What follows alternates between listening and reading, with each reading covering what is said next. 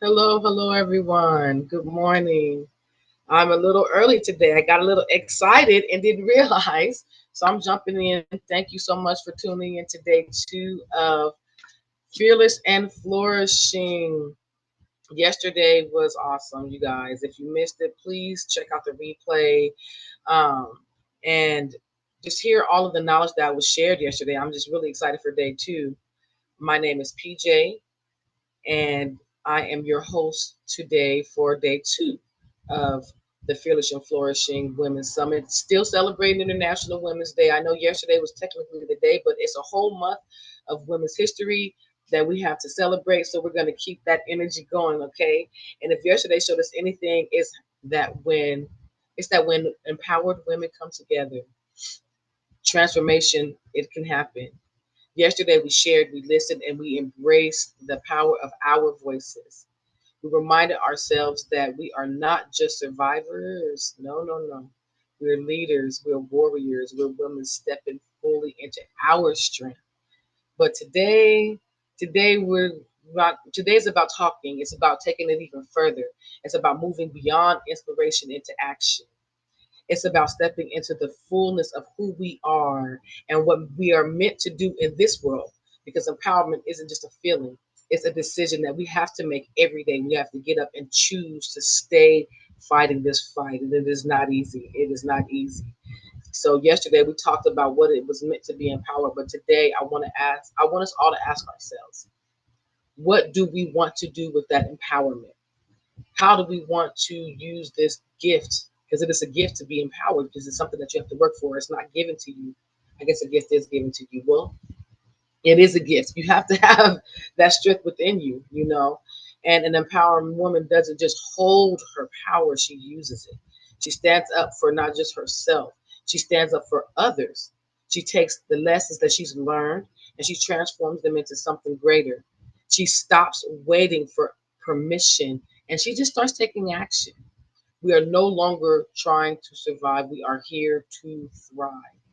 And thriving means knowing your worth so deeply that you don't accept anything less than what you deserve.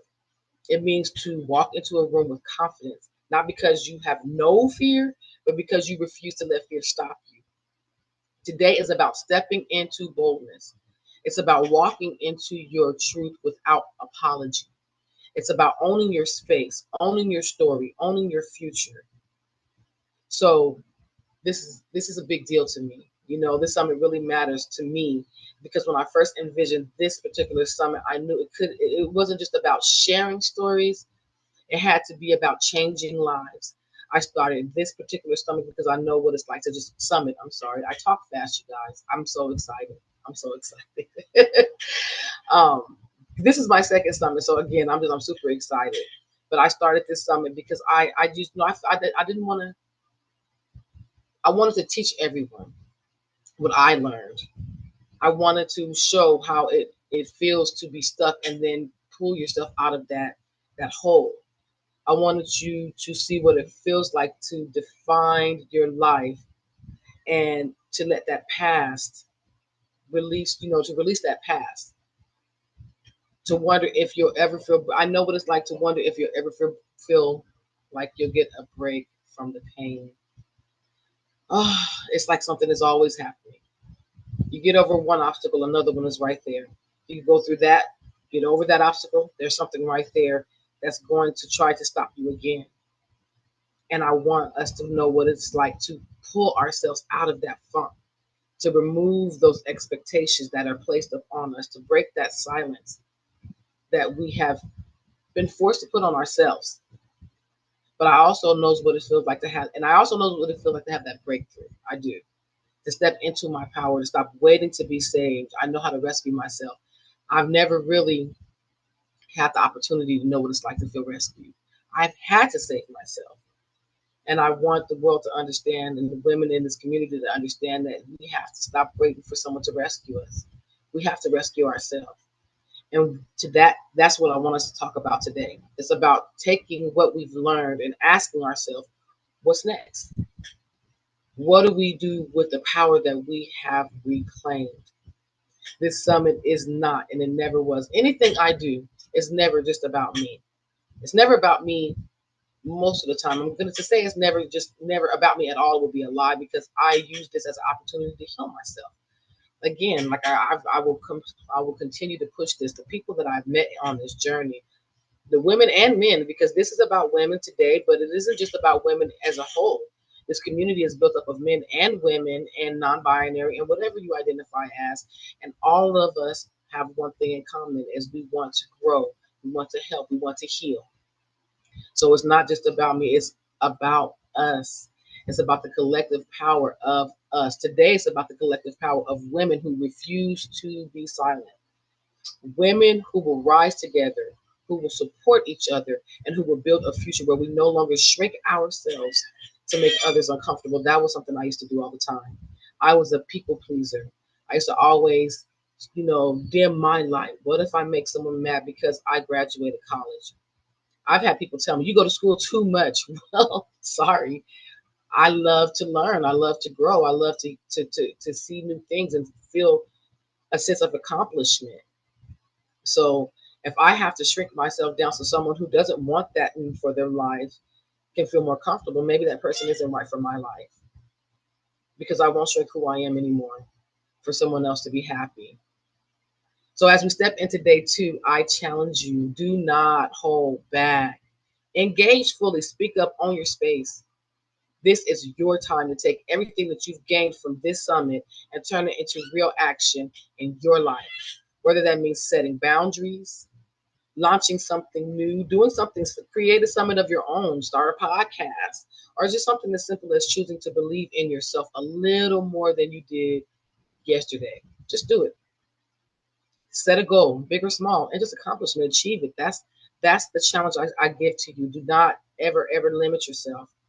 We are here, we are fearless, and we are flourishing. So let's make today unforgettable. Again, before we forget, I want to take a moment to acknowledge that topics during this summit, the Fearless and Flourishing Summit, may touch on experiences related to trauma, resilience, and personal struggles. Some stories may and most likely will include themes such as abuse, violence, overcoming adversities that seemed like they were impossible to live with at that time. And your well-being is and always will be a priority.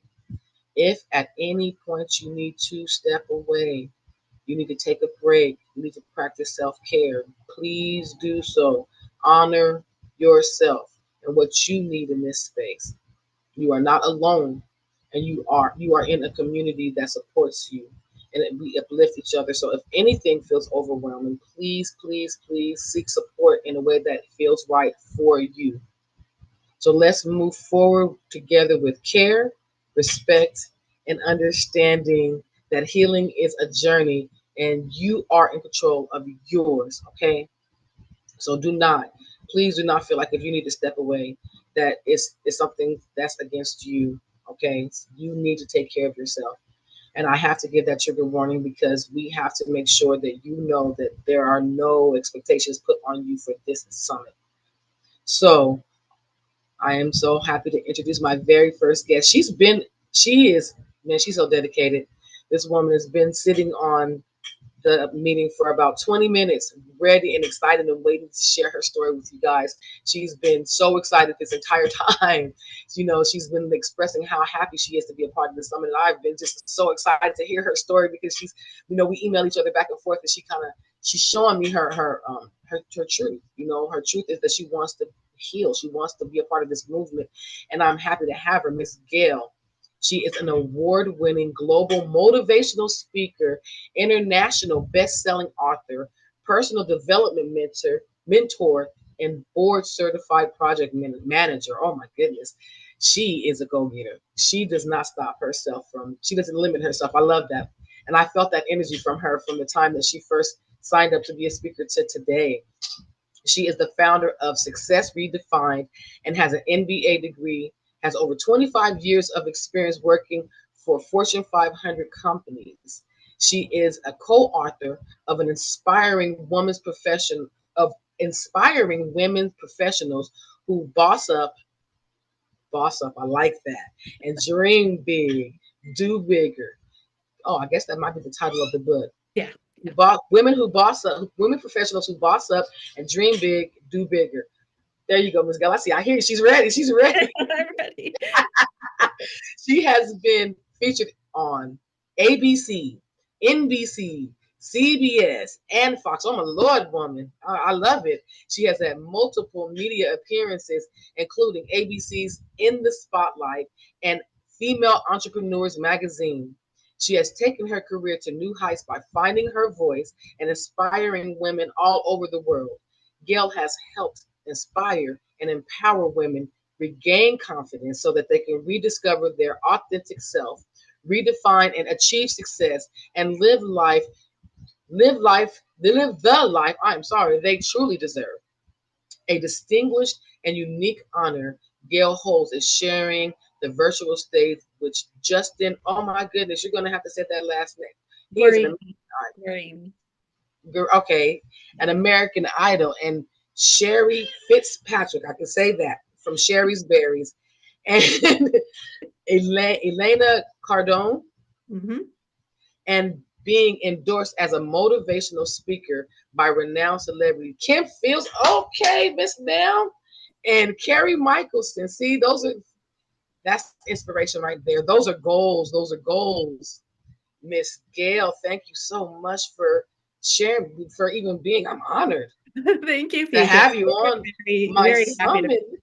We have celebrities in the house. So I'm going to ask you to, I don't see you on the camera. Do you have your camera on? Yeah, I am. I am. Can everyone else see me? No one, I can't see you. I don't know. Can anyone see her? I know, I see that you said it shows that you have your camera off. I mean, your I camera can on. I can see her. You can see her. Okay, well, then maybe that's I me. can. So what I'm going to do is I'm going to step back and Okay. let Miss Gail do her thing. Welcome, Miss Thank Gail. you, AJ. Thank you so much for the introduction. I love your intro to day 2 of today's summit. It is very inspiring, and the summit that I listened to yesterday was very, very powerful. I hope to continue that momentum today, starting with my presentation. So I will go ahead and share my screen and go ahead and start.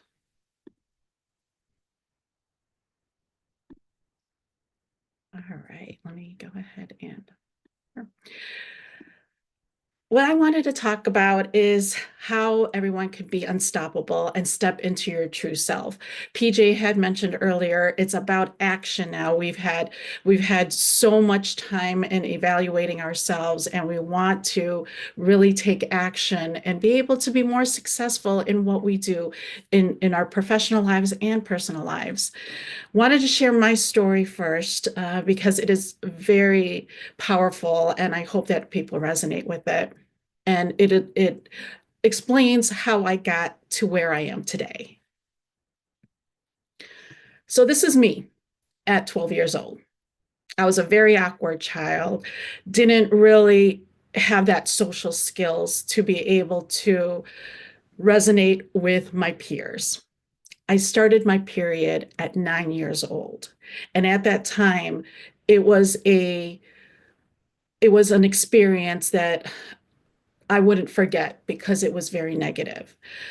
My mom took me to many doctors trying to figure out why I had a lot of stomach aches, why I had a lot of migraine headaches, and children's hospital doctors could not figure out why. Later on, I realized and it was identified that they were actually menstrual cramps and migraines that were tied to having my first menstruation. But at 9 years old, how the heck would I have known that? Okay. On average, the average girl that starts their period is between 11 and 13 years old. And here I was at 9 years old dealing with this and not having a great experience of being a woman. The pediatrician, instead of telling me that it was a great thing that happened to me, he reprimanded me and said, tisk, tisk, you got your period. And it was for me, it was like I couldn't control it. This is something that I couldn't control, yet I'm being reprimanded. My parents, I love them so much, but at the time, that was a shocker for them. So instead of celebrating that milestone in a girl's life, they were more of watch out for boys, make sure they don't touch you, be sure you protect yourself. And it was more negative than positive. And so I felt at that point, my worth was based on how I looked and what was happening to me. And it's something that I couldn't control, especially with my peers. Of course, when you have your period, when you start your period, you start developing. So I was the first one in my class to wear a bra. I was the first one in the gym locker to carry pads and tampons. And it was an unbelievable experience for me because I was unique.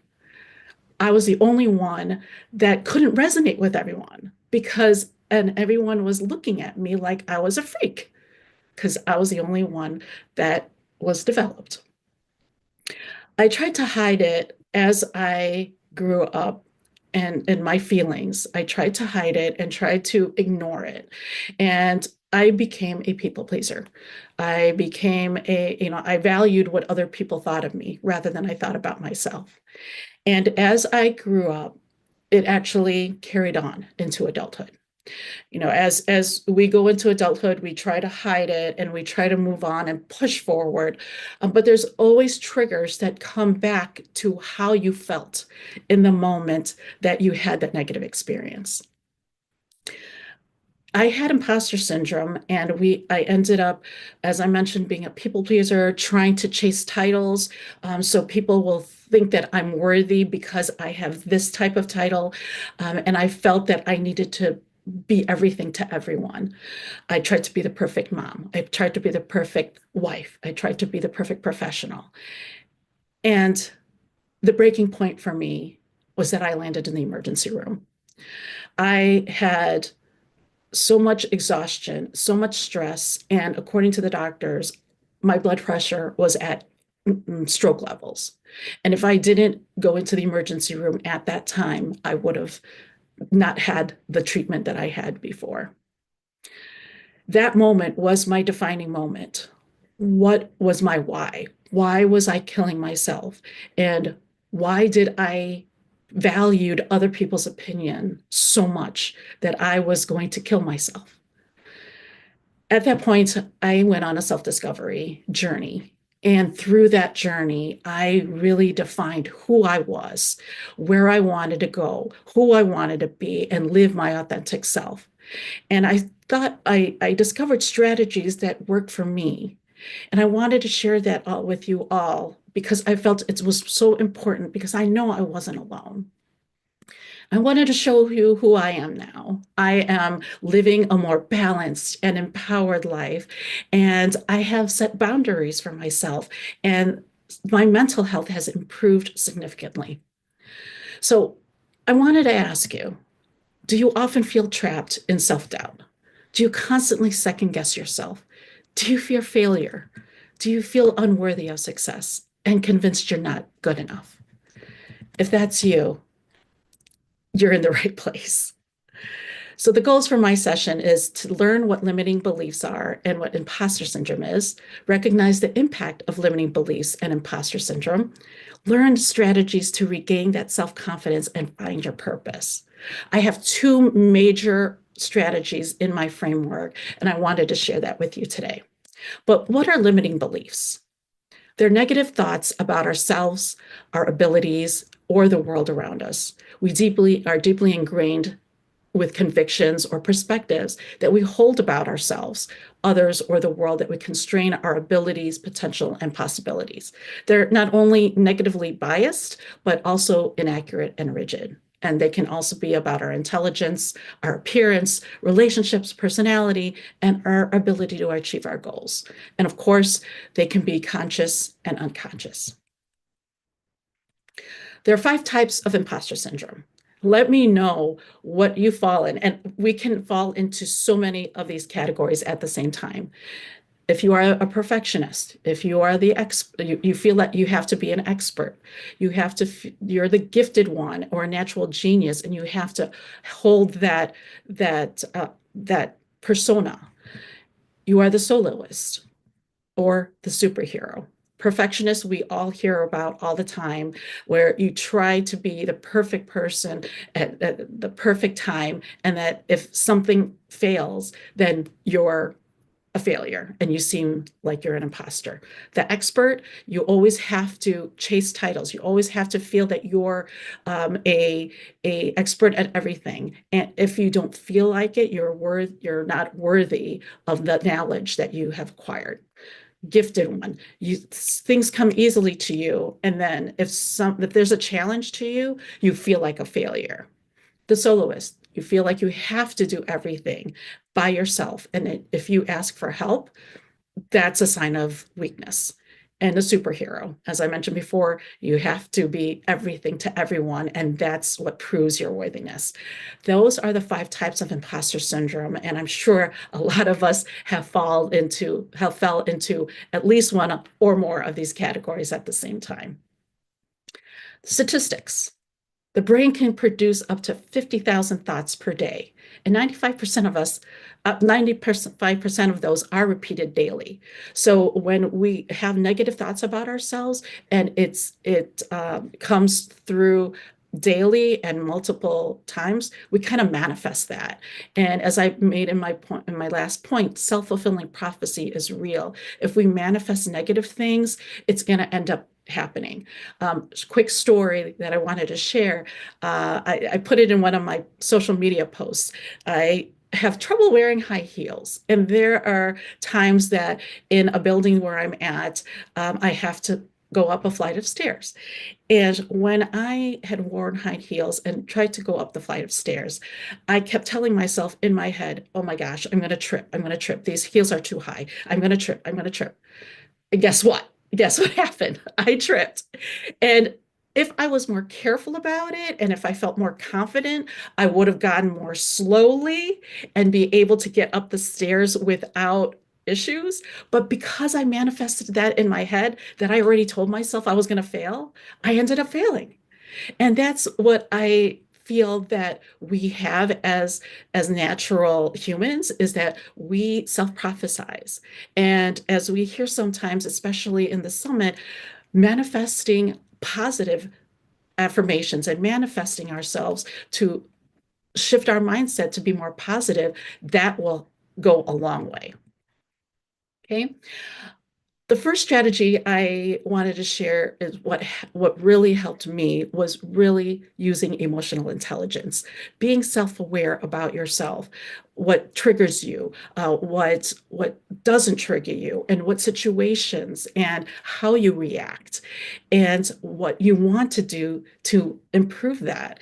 And if you're able to use self-awareness and all the aspects of emotional intelligence, that really helps you identify where you want to improve yourself or where you feel that your strengths are and that you can utilize that to gain more confidence. To find your confidence and purpose, you want to align your self-belief with your values, your passions, and your unique talents. You want to self-reflect to gain clarity, and you want to overcome fear and self-doubt. Take action with intention. Cultivate confidence daily and reflect and adjust.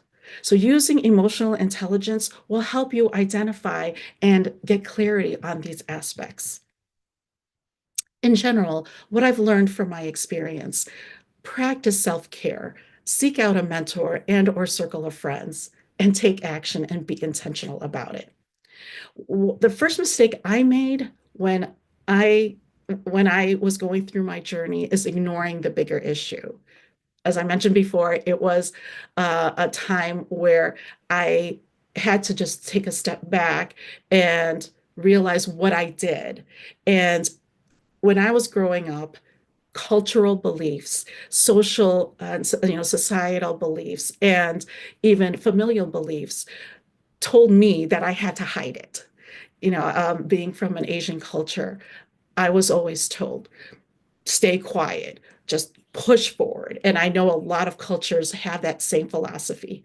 But that was my big mistake, is because I really ignored the bigger issue. I didn't address it, and I wasn't handling it in a healthy way. Instead of being able to be more empowered in myself, I was just hiding it and just saying, okay, it's going to pass. And that was the first mistake I made.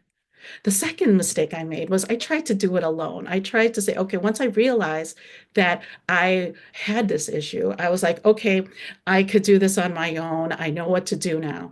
But sometimes it doesn't work. Sometimes you need that support system. And sometimes you really need that guidance to help you get through that. And I wish I got that guidance much sooner than I actually did.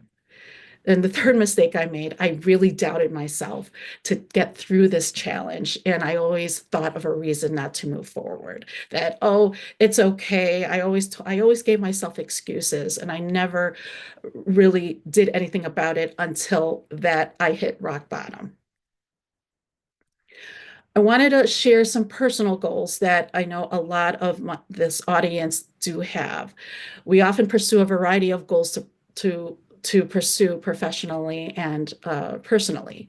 And here are a few of them: building self-confidence and overcoming self-doubt, prioritizing self-care and well-being, setting boundaries and saying no, reinventing ourselves later in life, embracing our authentic self, finding that work-life balance, advancing in leadership and growth, starting or even growing a business, public speaking and personal branding, and making a career change.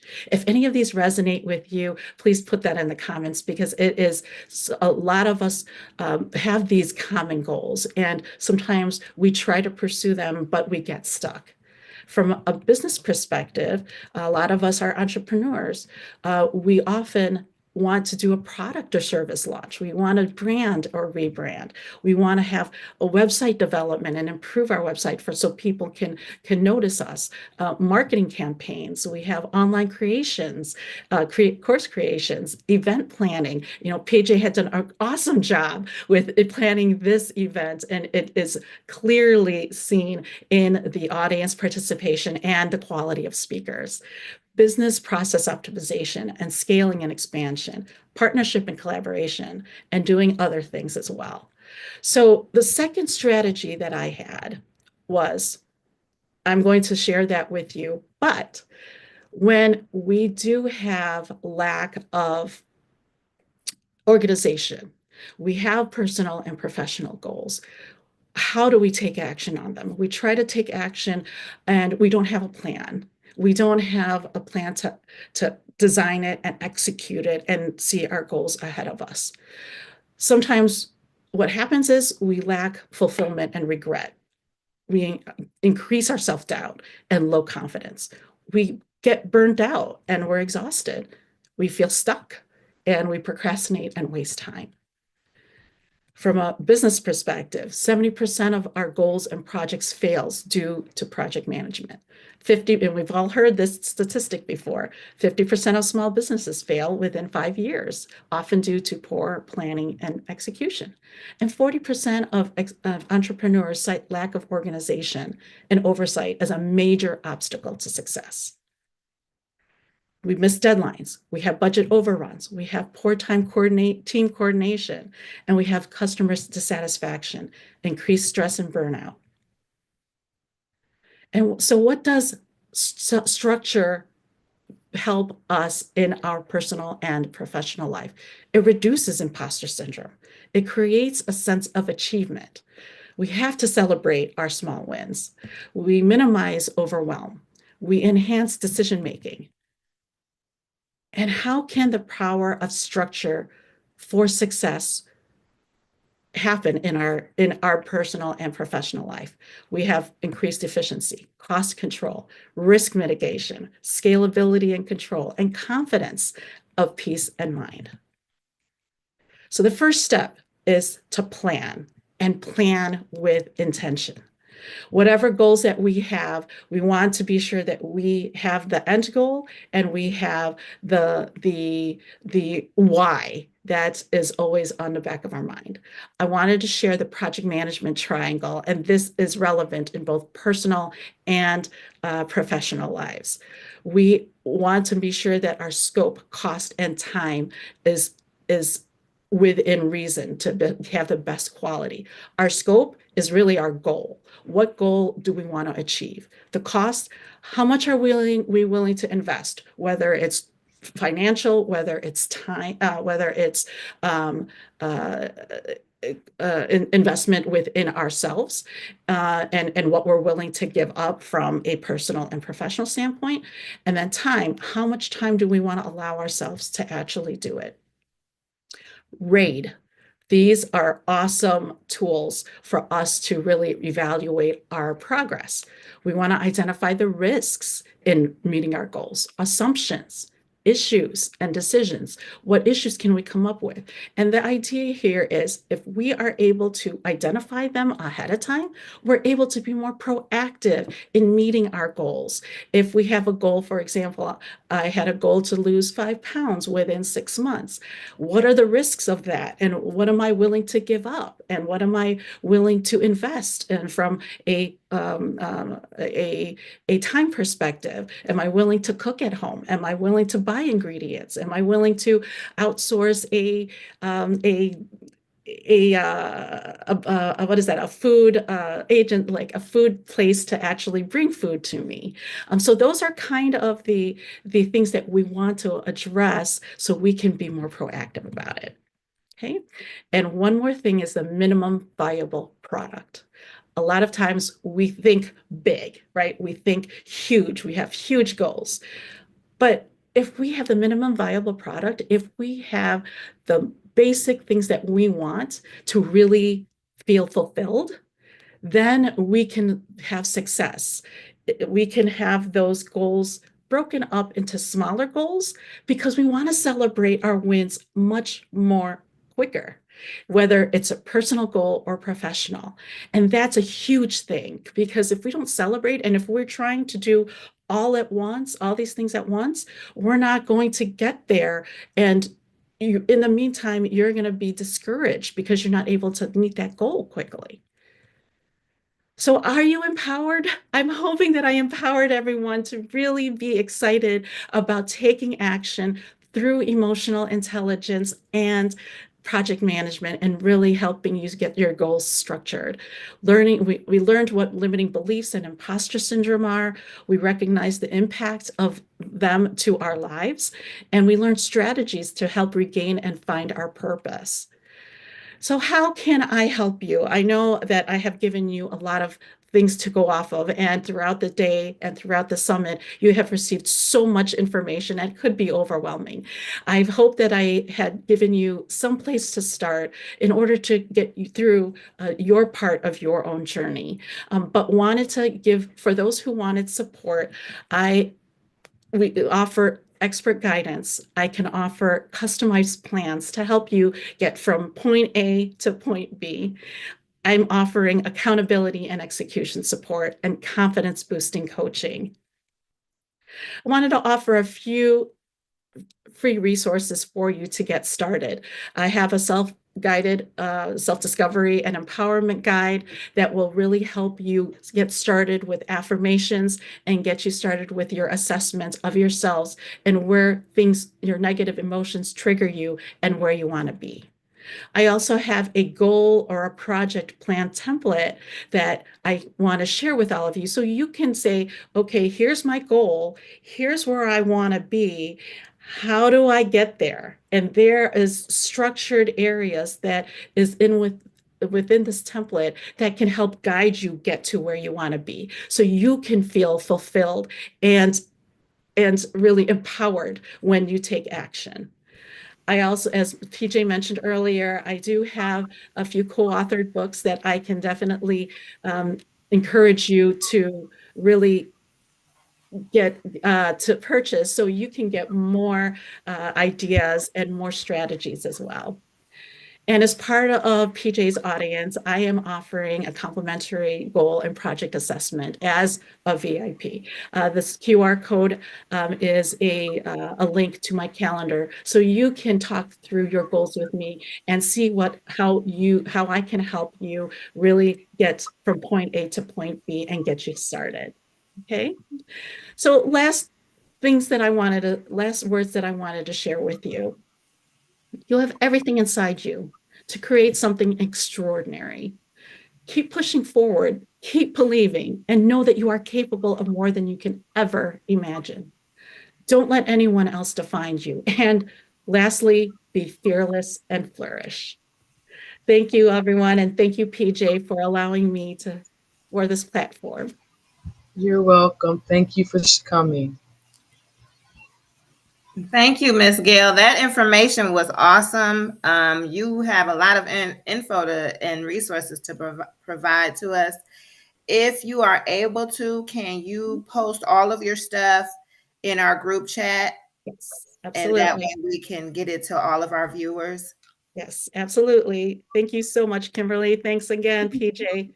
Appreciate it and have a great rest of the summit. Well, You if you too. can Thank you stick so much. around, we would Yes, love it. I am. I am. But Awesome. All right. Oh, I lost the spot. Hold on 1 second. So Gail did an awesome start for us. That was fabulous information, a lot of information. I will be watching it again so that I can write all that stuff down and get all that information for myself personally, because that was good tidbits, or as we say on Open Letters to a Survivor, those were some nuggets. And she is amazing, amazing, amazing, amazing. And moving forward to our next amazing woman, I would like to introduce to you all Miss Cassandra Williams. Miss Cassandra Williams is living proof that survival isn't the end, it's the beginning. As a mother of three, a published co author of the book, I Almost Gave Up, but God, Stories of Healing, Deliverance, and Healing, Volume 2, and a survivor of a 16-year toxic relationship. 16 seems to be the number. She's found joy in helping other women reclaim their power and purpose. Cassandra's speaking style is equal parts inspiration and laughter, reminding an audience reminding audiences that healing doesn't have um, doesn't have to be heavy 24/7. Whether she's hosting her weekly Facebook live broadcast, the Kiss Corner, speaking at women's retreats, or co-hosting the podcast Open Letters to a Survivor, she's here to deliver one key message: you are stronger than you think, and your story is far from over. So, without further ado, I will turn the mic over to my sister, Cassandra Williams. Thank you, K Love. So appreciated. Thank you. Good morning to everyone, and thank you all for joining us today on Fearless and Flourishing. I first and foremost have to thank, of course, our most gracious host, PJ, for allowing me to be a part of this powerful event. It is such an honor to be here with so many incredible women who are choosing to be fearless and flourish. Yes. All right. Now, today I am here to share just a piece of my journey with you. Not the whole story, of course, because we would be here all day and then some. But trust me, I'm just here to share enough to remind you that you're not alone and you do have the power to choose yourself, right? And so, to get us going, my question for you today, my fearless and flourishing sisters, is this: Why are you trying to heal in a war zone? I'm going to ask you that question again. I want you to think about that as I go through. Why are you trying to heal in a war zone?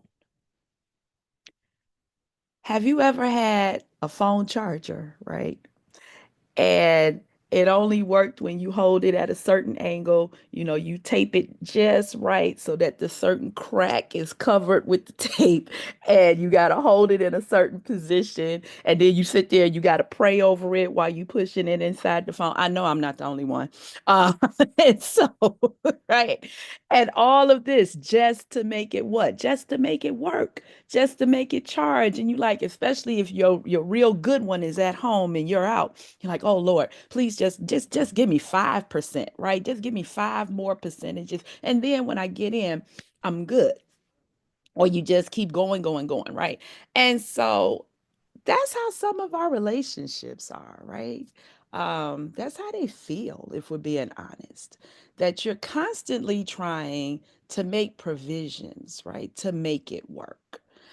And listen, I used to think that if I just loved a little bit harder, if I just tried more, if I forgave more, then eventually things would get better.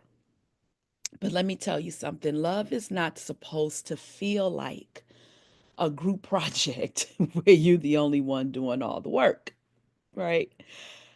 It's a partnership. And when you realize, or when you come to see, and it's not always balanced, like we can be honest, right? It's not always 50-50, but there comes a point when you realize that the imbalance is too much, and it's too much, and it's too heavy on you. And yet at the same time, you go through all of this and you try to convince yourself that if you just hold on a little bit longer, that things will change.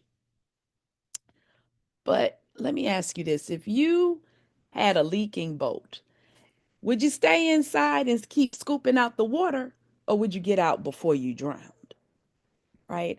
And so some of y'all out here trying to build a future on a foundation that's already collapsed. Ask me how I know. Right? Let's talk about how we recognize when it's time to stop patching up the problem and time to start working towards peace. And so I'm going to give you a short quiz, right? We're good at quizzes. Really, really short. I'm a teacher, y'all. So this works in my favor too. And the question overall for this quiz is, this is the Am I Fighting for Love or Survival quiz. So let's do a quick check-in. If you relate to any of these, just nod, raise your hand, drop an emoji, do whatever you can so that we know that you're hearing us, right? Okay. 5 parts really quickly. Are you fighting for love or survival? Number 1, you keep convincing yourself that things will get better when, but when never actually comes. Number 2, you've apologized for things that weren't even your fault, or you simply just kept quiet instead of sharing your thoughts and feelings just to keep the peace.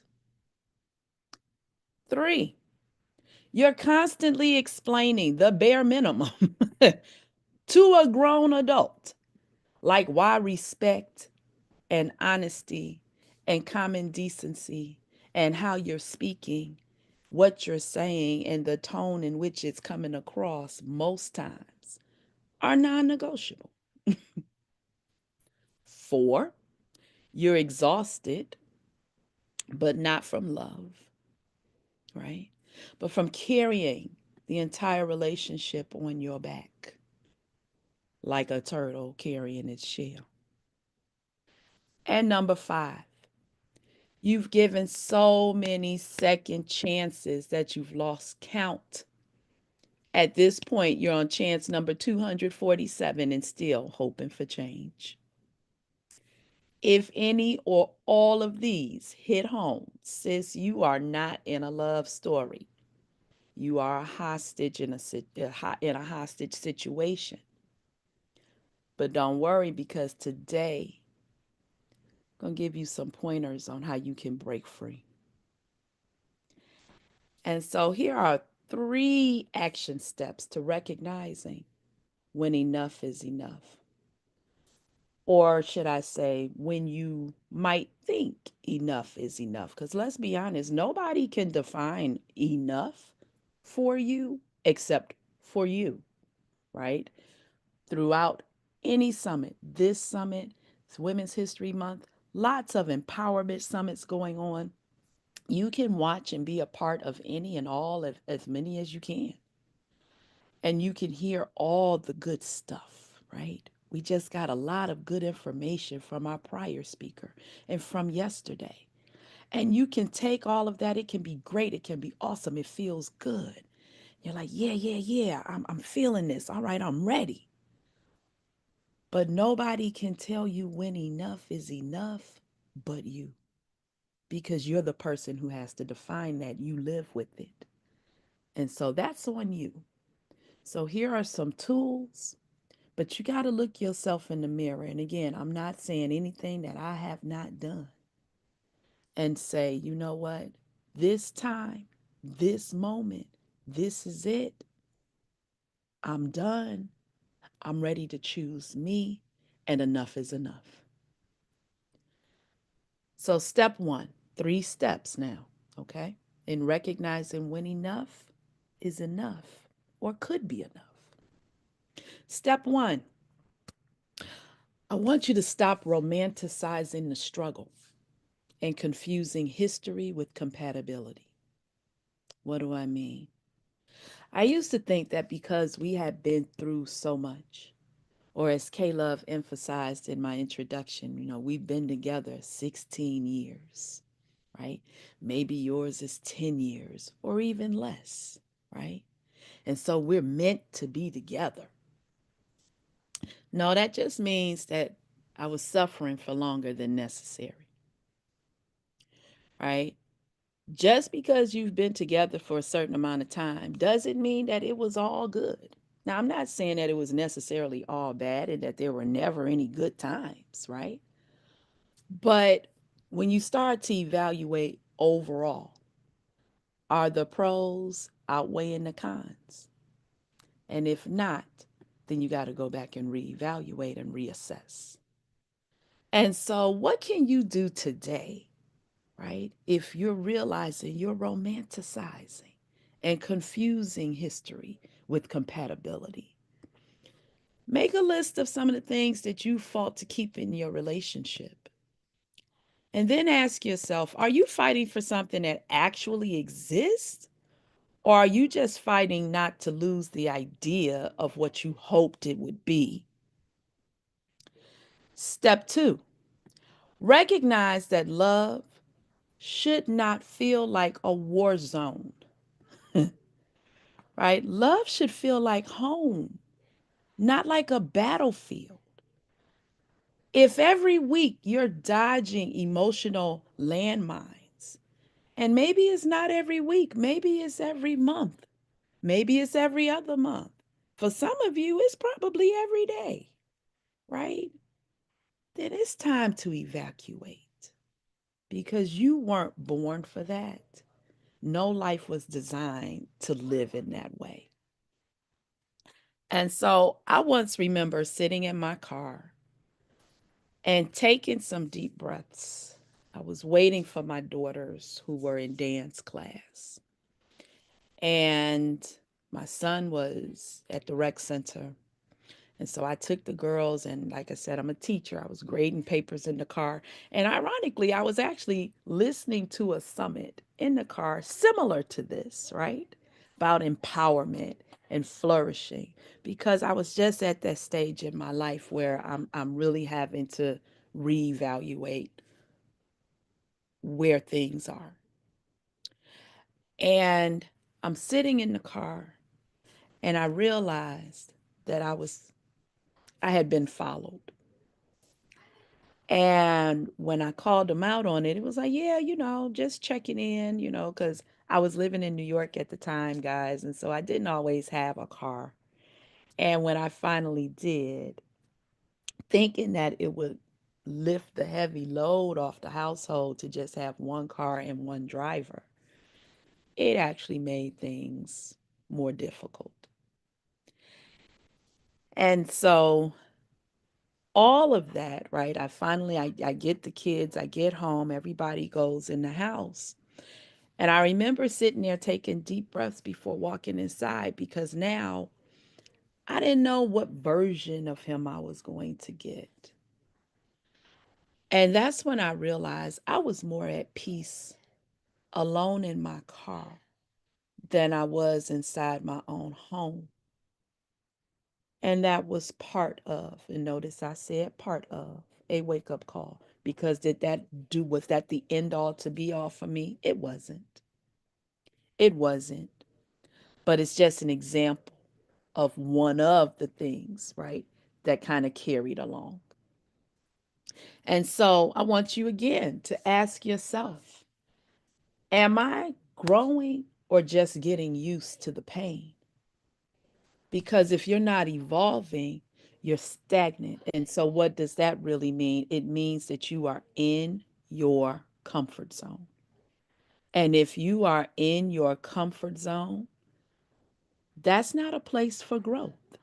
That's why it's called comfort, right? It feels good. That's what it's supposed to do. It wraps you, it comforts you, it soothes you. Why? Because it's what you know. Right? It can be, I told this story about my blanket. I used to say blanket when I was little. Had holes and tears, and the coloring was gone. The fluffy stuffing was all out of it, the whole nine. And yet, it was what I needed, it was what was secure for me. And, did it really serve its purpose anymore? Right? Did it really? It didn't, but it felt good because it was what I knew. And the same thing can be true for our relationships, right? It can feel good because it's what you know, right? And so we just want to make sure that your home is not like a battlefield. Again, if you're constantly moving around, landmines, if you are constantly not evolving, right? Because you should be with someone else for the purpose of both of you rising. And so if you're more at peace when they're not around, then you already know what needs to happen. You got to move. You have to move and you have to remove yourself from that situation. Step 3, accept that healing can't happen, cannot happen in the same place that broke you. I'm going to say that again. Accept that healing cannot happen in the same place that broke you. Would you try to recover from food poisoning at the same restaurant that made you sick? Right? No. So then why do you keep running back to people who keep breaking you, breaking us? I've done it. And healing doesn't mean staying and hoping that things get better again. Healing means realizing you deserve better and then choosing it. So realize, sis, that leaving may be the best thing you ever do. I'm not saying it's easy. I'm not saying it's not scary. I'm not saying you may not be afraid of the unknown, because we all are. But at the same token, sis, just know that while you are in those feelings, you scared, do it anyway.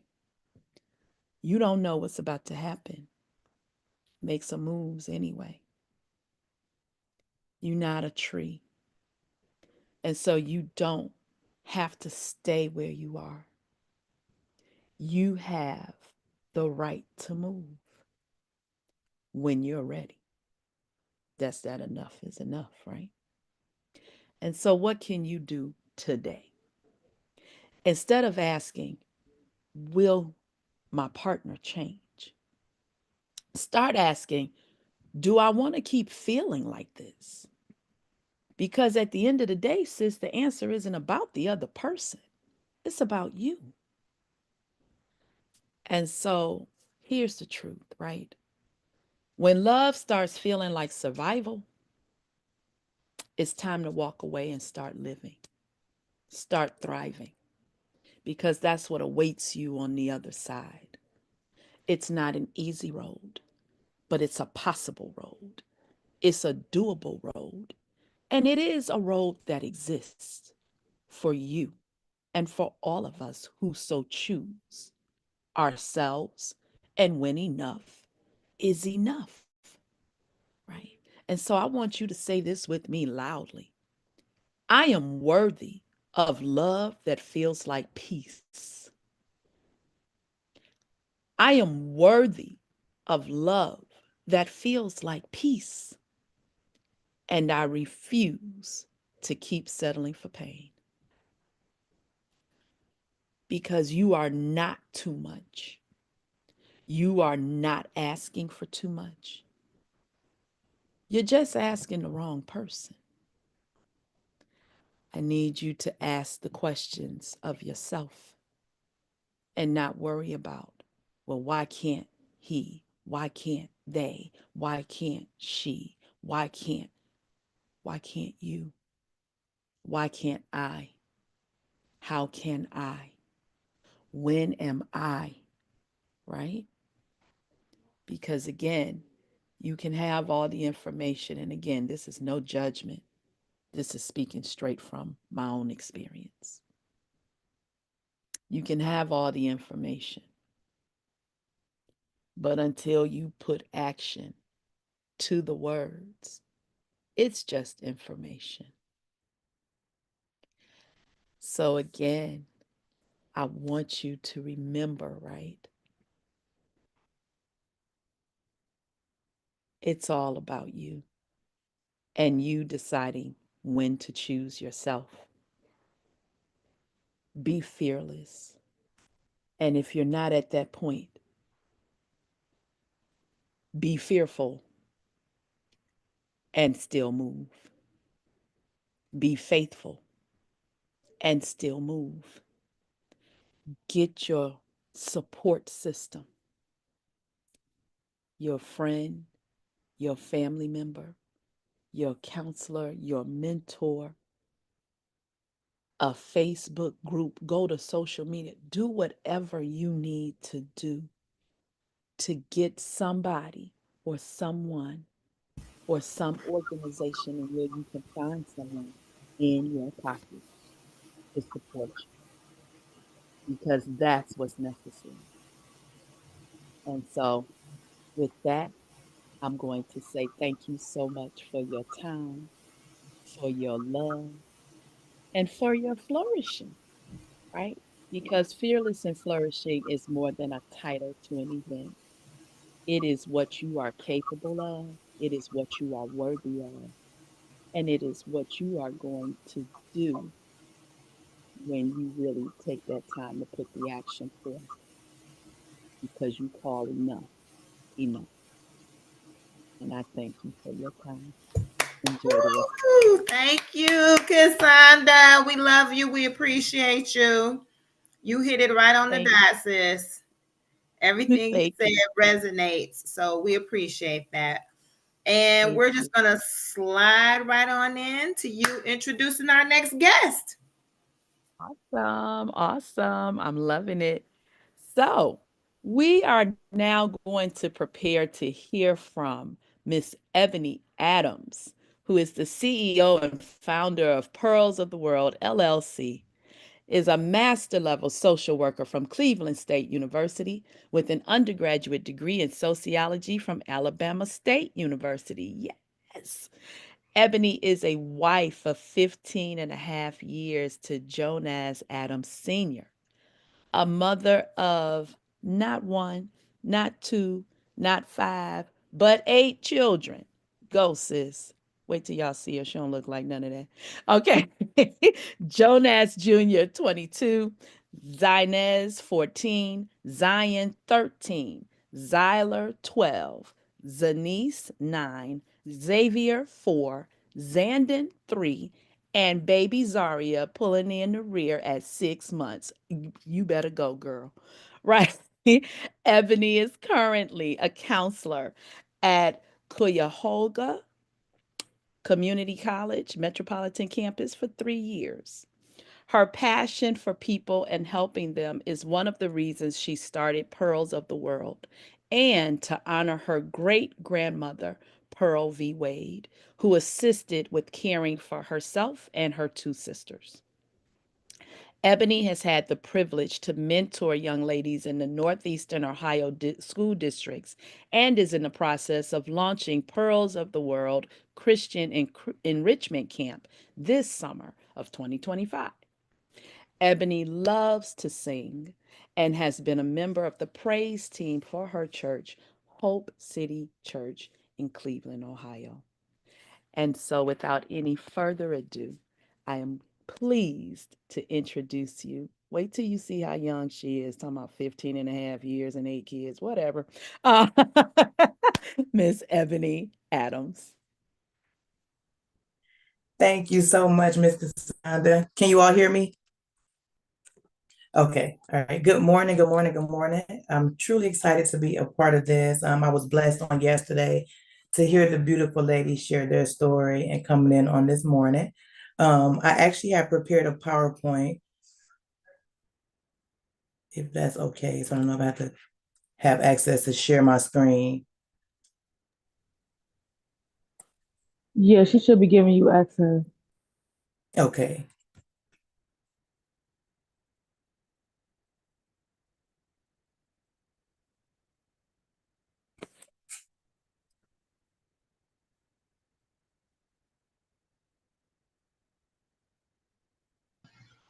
Okay, you should be good to go. Okay. And let me know. Can you all see my screen? Oh, wait a minute. Share. Okay.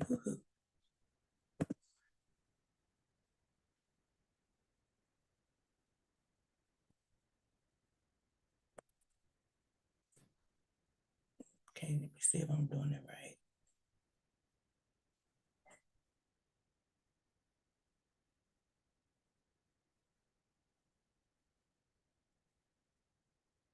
If somebody can let me know when y'all can see it, I'm not a tech savvy person. Did you share yet? Yeah, if I'm hitting, I just hit share. It's doing some type of download.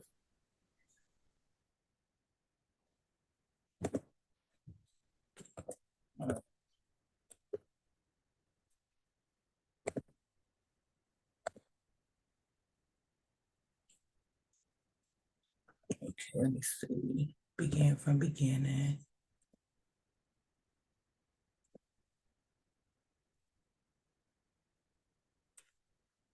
Can you all see it or no? No. Okay, 1 second.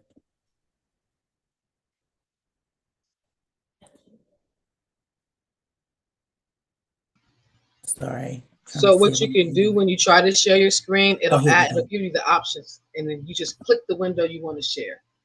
Okay. Can you see it now?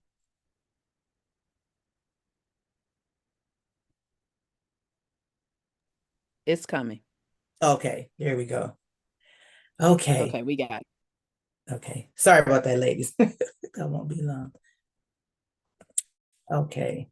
So I actually almost talked myself out of doing a PowerPoint yesterday. I had shared with Miss PJ how I always get so in my head about if I'm doing something correctly. And then yesterday, watching the ladies, it wasn't until I saw Miss Murphy come with the PowerPoint that I felt, I'm like, okay, so I'm not off key with doing this. So here we go. So when pain becomes purpose, Okay, I started it with the scripture, Jeremiah 29:11. For I know the plans I have for you, declares the Lord, plans to prosper you and not to harm you, plans to give you a hope in the future.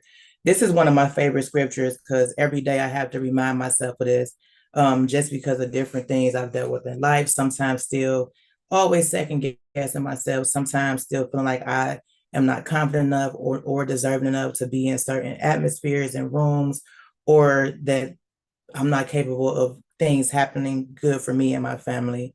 So I always have to remind myself that God already had a plan, and everything that have gone through leading into how he's blessing me. He hasn't left me, and the plan was already put in place. So who am I? Who is Ebony D. Adams? It was already said by Miss Cassandra in my bio. I'm a wife of 15 and a half years. We got married October 17th, so we are coming up on sweet 16 by God's grace and his mercy. A mother of 8 children. When the doctor said no, God bless my womb in the face of doctors and men, because I was always told that I couldn't have children. And when I look at it, it's just God didn't want me with the people who I was about trying to have a child with. So my husband definitely has been one of my biggest blessings. My story. So to kind of dive into where the pain kind of began, I'm kind of jumbling some things into one, but when I actually thought about sitting today and talking, one of the things that kind of still gives me pretty emotional is growing up, my mom was addicted to drugs and trying to figure out life. I always throw in the sidebar that she is now 6 years sober. We have a very close relationship. She actually is my business partner. So we definitely have had reconciliation. She was abused and had broken relationships, and the biggest one was with my own father. Um, so there was a hangout spot called 37 that my mom used to hang out on. Sometimes we used to go there with her. And I remember the particular weekend that my dad had us. He was looking for my mom to drop me and my younger sister off from the weekend. And he became upset when he found out my mom was there and drove there. And I remember my mom was a little intoxicated. And I remember her coming out to the car to retrieve us. But my dad, of course, was like, I'm not leaving them here. So I remember him turning to us and looked directly at me. With me being the oldest, I'm 2 years older than my younger sister. And I remember him saying, like, asking, like, do we want to live with him? If we choose to live with our mom, it's fine. But his words after that was that he would leave and he would never come back. So I'm sitting there like, well, this isn't a win-win. It's kind of a lose-lose situation, because if I choose my mom, she feels a certain kind of way. But if I choose my dad, who was at that time in a more stable position, then I lose him, and then not sure what it would look like if he just goes and not comes back. And I remember kind of like this pointing at my dad so that hope my mom couldn't see. And I remember him driving off. And I just remember looking out the window and just seeing my mom just standing in the middle of the street, not sure of what to do. And that just kind of always stuck with me. And it just, even thinking about it, kind of gets me teary-eyed, just because that's where a lot of things begin to feel like, which goes into the next slide, is where the labels kind of came into place. And not necessarily that these were always labels that people may have said to me. Most of them are labels that I took on myself, like feeling rejected. In the beginning, I felt like, well, why didn't my mom fight the court? It probably was the quickest court process, because of course she just kind of felt helpless herself. So she just signed over full custody to my dad. We were still able to see her, but that also just had came with a lot of different things. Feeling worthless, not feeling like I was good enough, feeling unloved, feeling broken, not feeling beautiful. As a child, I was heavier, so I always had to deal with being a little overweight, being called fat, not feeling like I fit in with the other children because of what they may have had, what they look like. So I always had kind of dealt with that insecurity of my appearance, not feeling smart enough, and feeling very fearful of pretty much everything, which led into becoming a people pleaser. So I added like some signs of people pleasing, apologizing for things that aren't your fault, having difficulty saying no, which is had been one of my biggest struggles.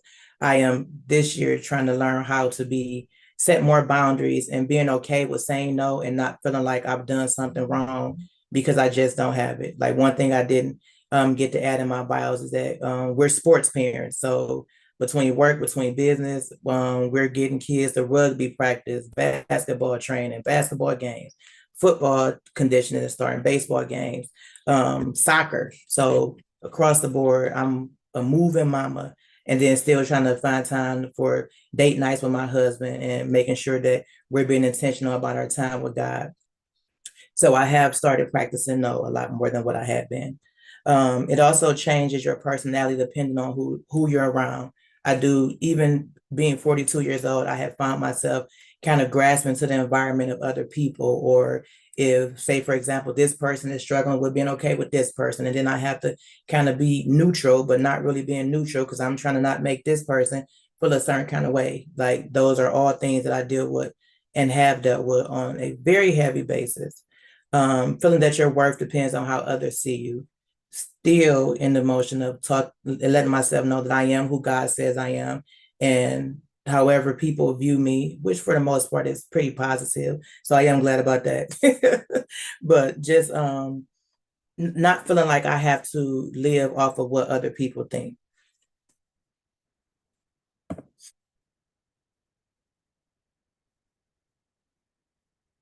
Okay, people pleasing is often motivated by fear, insecurity, and low self-esteem. I've had seasons where my self-esteem and my level of security has pretty much been in a garbage can, like just not feeling like I fit in anywhere, not feeling like I'm able to actually move forward in the goodness of God without different barriers coming. And just not had moments where I just wasn't even keeping up or taking care of myself properly. People who were neglected, mistreated, or abused by their caregivers. I will put emphasis on the neglected. Just that I was never physically abused, but there were like hurtful words. So verbal and mental and emotional abuse are real, and it's not just in like relationships with significant others. It can happen with parents. It can happen with siblings. It can happen with friends. It can happen with family. I know we sometimes always put the emphasis just on relationships when it comes to like our significant person. Okay, effects of people pleasing. It can lead to strong feelings of resentment, anxiety, emotional depletion, and issues in relationships. I highlighted anxiety because I had definitely been dealing with that a lot, and just trying to make sure that um, as I began to process it more, I had to learn that in everything that I do, I have to do it unto God, which means that if I'm doing it strictly unto God, I'm not placing any expectations on people. I'm not being having any kind of anxiety if they're not receiving it well. And then I also had to be mindful of the people that I have been overly pouring into, and just really setting boundaries in that area and praising God more for the positives versus the negatives. The big leap. So of course, which is different things that I had kind of labeled myself as or dealt with in as a child. I had in 2006, after deciding to leave like an unhealthy relationship, I packed my car whatever I could. I had an apartment I had abandoned, and I just moved to Montgomery, Alabama with my best friend. There I did gain like some positive friendships and sisterhoods. This is actually where I really started experiencing anxiety really bad. And I remember having these really bad headaches. I was going to like the campus doctor, and no, there for whatever reason, nobody really took the time to really figure out like what was really happening. So they just kept prescribing me these different medications, which I had started taking some of them, but they were making me feel worse, like to where I just was completely had to just stop. And I had to really begin to pray and try to figure out what was happening. And maybe some years later, I was able to start triggering certain foods that was actually causing me to be anxious, which was caffeine is a big one. So I have eliminated caffeine in my diet, and I have been able to notice like haven't had like panic attacks like I was once having. I graduated in 2009 from Alabama State University, and then after graduation, I moved back to Cleveland with who was my boyfriend now, and then 5 months later, we got married, and that's my husband. Okay, love, marriage, and children. So what does that look like? So I started with an unhealed wife. So we go into relationships. Ooh, my two biggest desires in life from God is I want to be somebody's wife. I want to be a mom. Not realizing that you can't come in with your baggage as far as like being unhealed or bringing into your relationship things that you have dealt with in the past, because it definitely causes issues down the line. So I remember when we first got married, my husband wanted me to stay home and raise the children while he went to work and provided.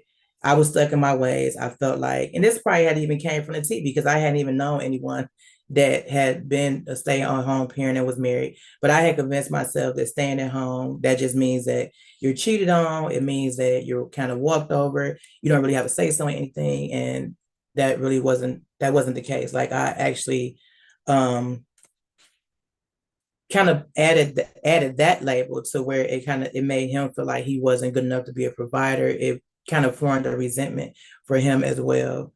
An unhealed mother. So each one of our children, of course, are a blessing. They definitely came back to back. If you look at the dates, I'm kind of getting a little cross-eyed over here. So from 2010 with a couple of gaps up to 2024, I have buried a child.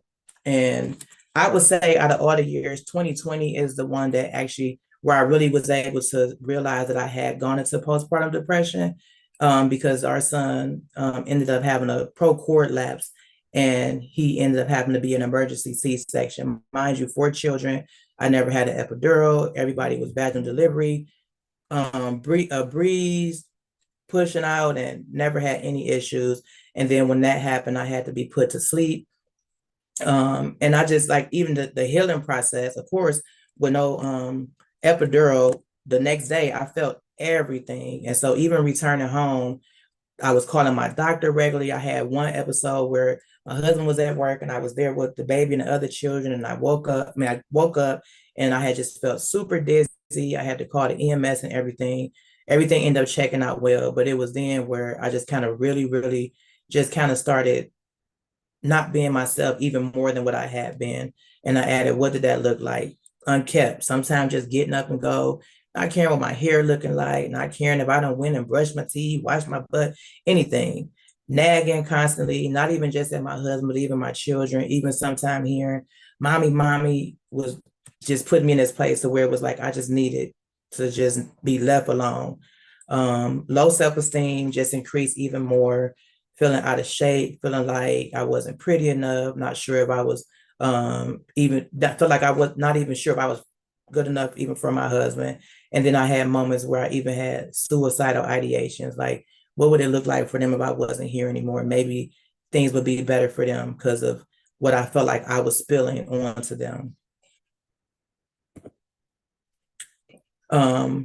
Fast forward as I begin now to start focus on walking in purpose, close relationship with Christ. Have become more intentional about making sure that I'm spending time with him. Outside of the Bible, reading books. Right now I'm actually reading Discerning the Voice of God by Priscilla Shire. 2 of my cousins actually are reading that. And when I told my second cousin, she had ended up ordering a book for me, and I started intentionally reading that. Healed Wife, being more intentional about how I show up as my husband's better half, not always taking everything that he says to me personal or as if he's being mean. Sometimes he's just trying to get me to see myself also in a different positive light, like I am capable of doing things that I always feel like I need help with, and being confident in that. We've been working on more date nights outside of just the children so that we can have our time, because that's definitely important. They'll become adults soon or get into relationships they don't want to be bothered, and we have to still make sure that we have time with each other. Healed mother, trying to be more intentional about how I show up for my children, not always seeming like the overly mean mom in their eyes. My little baby sometimes when they can't have their way to tell me, you're mean. And just kind of be more intentional. That's one thing I could touch on too, that God had to show me, is that I'm always so focused on trying to make sure that they have what they need or doing stuff as like in a provider role, but I haven't been as comforting to them as I may appear to like other people, or even when it comes to allowing them to know that I am their safe space and they can come to me and talk. And I don't always seem so mentally overwhelmed about everything in life. Healthy relationships, I've definitely been intentional about that. And just really setting boundaries and being mindful of kind of who I'm investing my time with, but also in relationships that doors have been closed on or that have been broken, God has just reminded me of particular ones to where it's not more so about trying to reconcile the relationship, but it's just more of being in prayer for the person and just making sure that I'm being mindful of the words that I use against them. He convicts me immediately about stuff like that, especially when there's relationships that have been broken and it's more painful than a frustration. CEO and founder of Pearls of the World, I was able to finally begin to start walking more into that. I had started a course, Purposeful Impact Coaching with Mrs. L'Oreal Churn, and she helped me begin to get everything off the ground with Pearls of the World. We launched in 2021. My first contract was in 2022, and thus far, every year I've been doing something with my business. I do feel like God truly favors my business, just from different prophetic words that I heard in that day, and God has just been waiting for me to show up, setting boundaries, positive ones, making sure that God is the first, Christ is the first, and then my family and my home, and then finding time for the people I care about outside of home. Self-care, I actually got that twice, and that was an accident, but I guess it was for a reason, because I'm still working on that, trying to make more time to do little things for myself, even if it's just kind of just sitting for a few minutes. I don't always have to feel like I have to be out somewhere, but just doing something to pour into myself. If my cup is constantly empty, I'm just kind of spilling over, not necessarily positive things into other people. So I have to be able to learn how to refill my cup in order to be positively there for others. Excuse me. And this goes into talk some about my organization, Pros of the World LLC. And my program is targeted to touch the lives of girls ages 5 to 18 that have an absent parent due to addiction, incarceration, or death. As of right now, I have been working in the school districts. I have done some work with the Maple Heights School District, which was my first contract. Right now, I'm with Cleveland School District under Robert Jameson. Last year, I came in under the Cleveland Playhouse for the after school program. And then this year, because of God's favor and his grace, I was blessed for them to write a grant on my behalf, and it was recently approved. So I'll be back there doing lunchtime groups for their girls, which I'm really excited about. And lastly, I am looking to host a Pearl of the World Christian Enrichment Camp. I don't know if you all can see the picture, but myself and my little cousin, Tierra Mack, she currently lives in California, but she has agreed to come and help me. She's been doing a lot of footwork for me behind the scenes. So I'm really grateful for that. She prayed. She actually was the one to convince me that it can be done this summer, because I have been putting it off for the last couple of summers. God really used her on a particular day when I was really in my head about it. And I'm excited about it. So the biggest thing now is finding the actual location to host a camp. I plan to have it from June 16th to August 8th, which will be 8 weeks. And so please be in prayer with me for that. If you all may know of anyone that would like to give me an estimate, because I'm working on that part now, please send a connection. So I'm excited. And this is the first time I've actually advertised my flyer. So I haven't put it out on social media just yet. And then every day affirm who you are. Even with our children, every day before they get out the car, after one of them have led in prayer, they have to give me 3 affirmations. And I also say it with them. So just always remember that you are beautiful. We are fearfully and wonderfully made. We are forgiven. We are loved. We are blessed. We are healed, and we are free. That is it. I'll stop sharing so I can give access back to Miss PJ. Thank you so much for that presentation, Ebony. Thank you, Miss Amanda. You're welcome. And is there any questions before we introduce our next guest? All right, thank you. I'll turn the floor over to K Love with our introduction of our next guest. She's not here. Yes, she is. Oh, she is. Okay, Yes. I didn't see her come in. Okay, thank you so much. Sorry, Miss Marissa. Mwah. Love you. Well, first again, Ebony, the Adams family, I promise y'all all are amazing. Love you, love you, love you. Thank you for sharing. And we'll be in touch. So next, another powerful woman. Here we go. So we are about to hear from lovely Miss Marissa Yuba. Okay, I did it. Okay. And Miss Marissa, let me get to your information. She is an inspiring LMFT and founder of Thriving Mind Coaching, with over a decade of experience helping individuals create lasting positive changes in every aspect of life. She takes a holistic approach, empowering clients mentally and emotionally, physically, and spiritually. Having overcome challenges like the loss of a parent, addiction, trauma, divorce, and mental health struggles, Ms. Marissa uses her personal journey and professional expertise to inspire others to transform their lives. Her message is clear: no matter how difficult the past, a fulfilling future is within reach. So next up, we have Miss Wonderful Miss Marissa. Thank you so much for that wonderful introduction. Yes, I wear many hats. So I was thinking long and hard about what I wanted to share with you. And my belief in my higher power is that my higher power speaks through me. And if I get out of my own way, the message that needs to be shared in the moment with the people around me is the message that needed to be shared.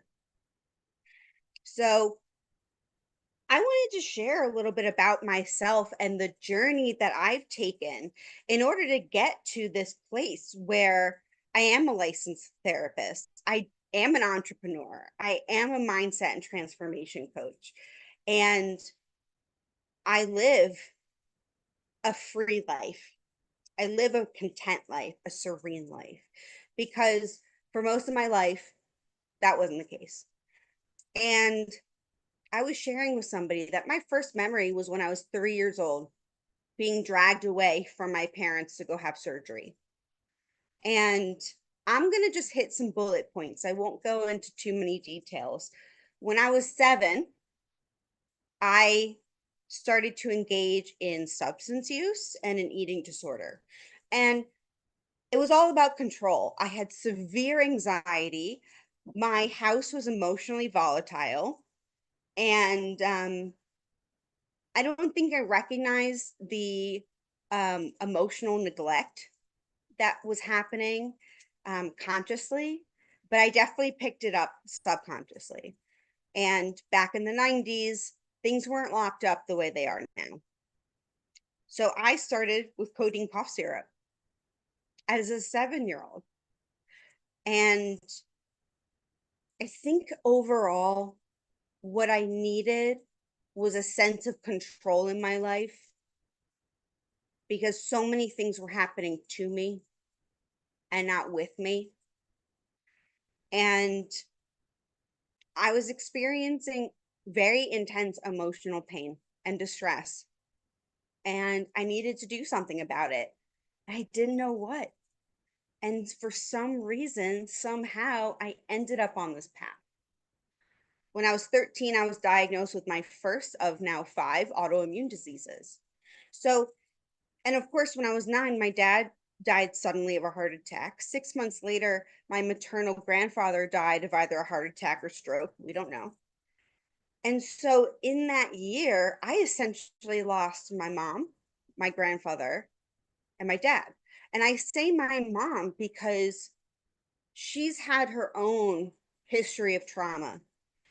And then to suddenly be left with 3 kids, 6, 9, and 12, and then to lose part of her major support system, I essentially lost her too. And I was very alone. I still managed to get through high school. I went to college and got a bachelor's.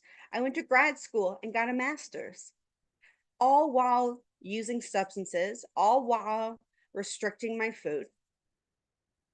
And looking back, it was the best that I could do at the time, because that emotional neglect and volatility from my primary caregivers and family of origin was still very much active. And I didn't have boundaries. I didn't think I was deserving. I don't think I knew what they were, because the message that I received from my family of origin, from people around me, from marketing and social stuff, I didn't believe that who I was good enough. I thought something was really wrong with me and that my existence was the problem. So fast forward, I became a professional athlete in 2013, and I ended up working for about a decade as a professional athlete while also doing some side coaching and things like that. I was so burnt out, and I wasn't in a place where I could really help people. I couldn't even help myself. And when I was around 30, after 23 years of daily substance abuse, I entered recovery for the first time. And I battled. I had a problem for every solution. I hid behind my education. There's a saying, my ego is so big, I couldn't fit my head through the door, but my self-esteem was so small, I could fit under it. And my anger and resentment and my blaming was there to protect me in a way, because I didn't have any kind of healthy ways to protect myself. And I wasn't in a position of power in my own life. My parents, my mom especially, used money as a way to maintain control. So I enter recovery. Like I said, I just banged my head against the wall. I wasn't open-minded. I wasn't willing. I wasn't able to be honest with myself. I wasn't able to look at my role in things in my life. And I wasn't able to see that while, yes, things happened to me and there was tremendous impact, I still had a personal role. Not in the things that happened to me, but in the way I perpetuated my own inner world. So I had a major relapse about 4 years ago. And it was really the turning point in my life. I was completely beaten. My reservations about whether or not I was an addict were wiped clean. And I was ready to surrender and get help and really connect with other people, let them get to know me, put my trust in people who have walked the same walk that I have.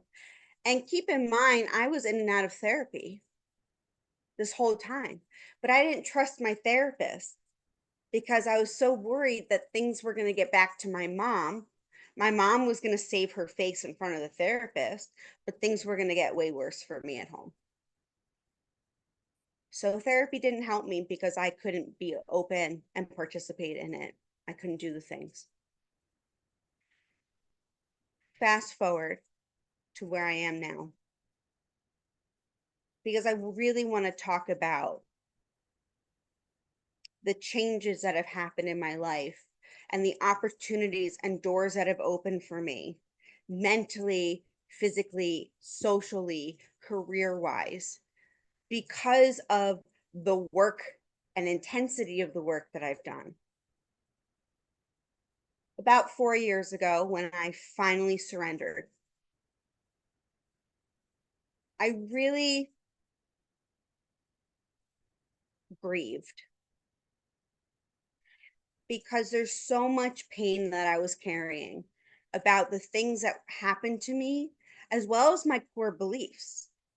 and my inner dialogue, because my core beliefs about myself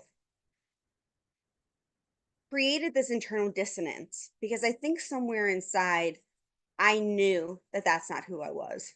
I didn't want to believe that that's who I was. And so the grief involved in the fact that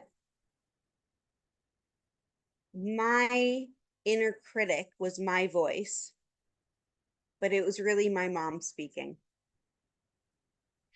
And I had to learn to separate that harsh negativity bias and the harsh criticism in the ways that I was spoken to and treated, and separate myself.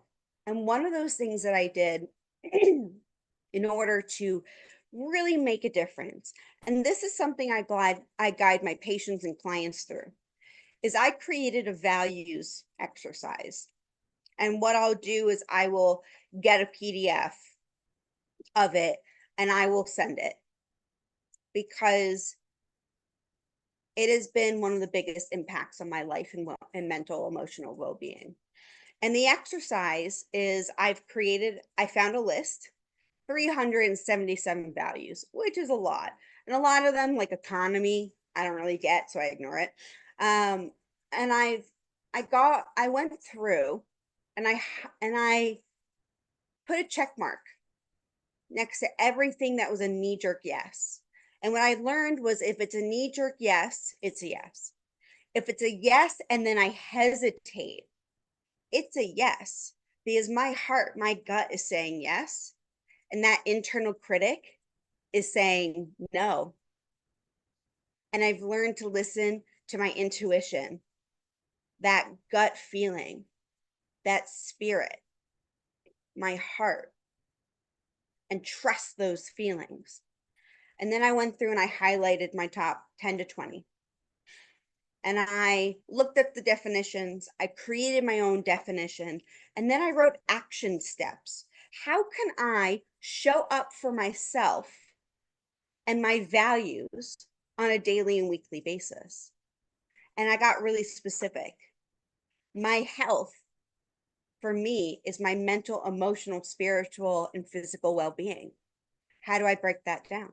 Well, for my spiritual well-being, I'm going to participate in my recovery by going to 3 meetings a week and calling my sponsor, right? Once a week, twice a week.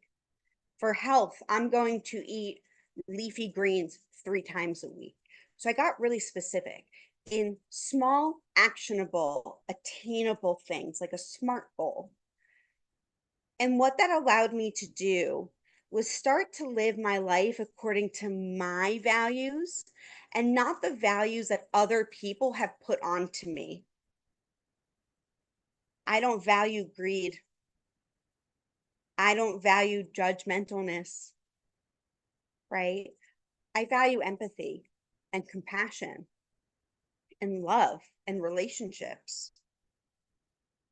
So by going through those things, I started to live my life differently. And between what I've been learning about myself and the grief of letting go of the resentment that I was carrying that was keeping me stuck. Because I learned that acceptance and condonement are not the same thing. Acceptance is me saying, this happened and cannot be changed. I don't agree with what happened or the way people behaved. I understand why they've done what they've done. And it still had a tremendous negative impact on me, my entire well-being. And I use and because I learned about dialectics. A dialectic means 2 seemingly opposing things can be true at the same time. I understand why they did what they did, and, right? And it really hurt me. So learning to accept my past as an honest part of my story, and then learning how to not keep me stuck, learning how to break free. And one of the things that I noticed with my grief was I was really afraid of my potential. Because if I started to live up to my full potential, whatever that meant, that means that I was wrong and that I was the reason why I wasn't living up. Because I had tremendous fear. The fear, the grief, the sadness, it all was under the umbrella, being hidden by anger. Anger towards myself and other people. And all I did was cause harm to myself, to everyone around me. That's not the legacy I want to leave behind. Now, over the past several years, I made the decision to get divorced. I was with my ex-husband for 15 years. I still love him very much. I care very deeply for him. We still get along. And it was not an emotionally safe, connected environment. And I wasn't going to stay clean or stay alive or grow as a person in that relationship. And it was a gut-wrenching experience. I still have guilt over it. So I made that decision. I got remarried last year. I have 2 step boys, 6 and 9. The 6-year-old has autism. I never saw myself having kids, and especially not a special needs kid. And because of my own healing journey and my own growth in my emotional intelligence, I can be present while still holding boundaries. And I can say to my oldest, listen, I noticed I was being critical on you right now. It was unnecessary. I was wrong. This is what I'm going to do different. Because I learned that apologies without change is a manipulation tactic. I'm sorry I hurt you, but is justification. I'm sorry that what I said bothered you, but then you do it again. You're not sorry that you did it. You're sorry that you got found out. So I've learned so many deep things throughout my life. And somebody asked me a few days ago, would I change my history? Do I resent my past? And I've gotten to the point where I can say no. Because without my lived experiences of all the grief and trauma and pain, because I also had ongoing grief with my health. I was a pro athlete and ended up in a wheelchair. My life changed without my permission. That's pain. That's grief. And I've had to do that over and over again. So I look back at my life and I don't have resentments. I don't have resentments. Because without this journey, I wouldn't have learned to accept myself as a whole person, own my story, go through this healing, and be able to really truly connect on a deep emotional level with inherent understanding and empathy and compassion than with other people than I ever could have imagined. I made the decision to switch careers completely. I have helped hundreds of people really do the same and similar things that I've learned. And I learned that my authenticity has really made a difference. Because the therapists that I saw were very stoic, they were the experts, and that didn't work for me. So now I get to be the therapist for other people that's relatable, that connects to the humanity of other people. And I started my own Thriving Mind coaching because I wanted to expand my reach. And the way I've created it is that I help working women overcome inferiority complexes, imposter syndrome, all those self limiting core beliefs. And we work very closely together on a daily basis. So, yes, as traditional coaching, we do meet one on one for an hour a week. If you wanted to do twice a week, we can do that too. But there's daily texting support. My clients can text me any day, anytime, and say, listen, I'm struggling with this, or I had a major win and I wanted to share it with you, or I'm seeing my parents tomorrow and I want some help coping ahead. Because that's how we create change, is in our daily lives. Even if it's one thing that we do differently, every bit of progress is progress. And what I love is that these women are able to make these changes internally with their inner dialogue, with some cognitive behavioral skills like cognitive challenging, reframing, refocusing, and be able to use those skills to be able to create this new daily habits mentally and physically so that the way they feel about themselves and the way they feel about their lives improves. Because we as a society care so much about what our lives look like to others, we just mask. And then we're just hollow. We're shells of a person. So let's fill ourselves. Let's live our lives for us. Let's create a life where our behaviors line up with our values. Let's have accountability and take responsibility.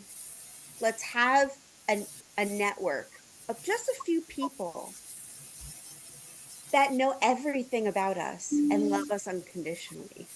Let's learn to love ourselves unconditionally, accept ourselves, accept our stories. Because if we own our stories, nobody can hurt us with them. Somebody can say to me, you're just a liar, you're a no good junkie, look at all the shit that you've done. And I'll be like, yeah, and I know, I was there. And that's not the reaction that they want because they want me to feel shame and guilt so that they can feel superior. Miss Marissa, Yes. I'm sorry, love. We're going to have to cut you a little short. No worries. I can be long winded. Can you just give us, before we move on to the next presentation, just how we can reach you? Absolutely. So I'm going to put my Instagram into the chat. That is the Awesome. best way. I will also send you my email and my cell number. So this way you can call me, text me, send me voice notes, send me an email, anything you want. I am happy to talk with anyone about anything. And I'm an open book. So anything you want to ask, let me know. I do have Awesome. a question, Miss Marissa. One sec. Would you want me to put that in the YouTube chat, your personal phone number and your personal information? Is that okay, or is that just for us as Absolutely. okay? Okay. Absolutely. All right. Well, open book it is, Miss Marissa. Thank you so much for sharing. I loved your story of resilience, and it inspired me so much. Thank you. Thank you. All right, thank you so much for that. I will be introducing our next speaker, somebody who is actually very close to me. I love her like family. We are all on the same network, but before I introduce her, I want to put a trigger warning that this presentation may include sensitive topics that may be triggering, so just be aware. And so I'll be introducing Kat Queen, who is a dynamic media personality, actress, and creator with a passion for storytelling, advocacy, and empowerment. With a background in performing arts and a degree in communication and English composition, she brings a unique blend of creativity and insight to every space she enters. A survivor of child sexual abuse and sexual assault, Kat has turned her pain into purpose, becoming a powerful advocate and resource for fellow survivors.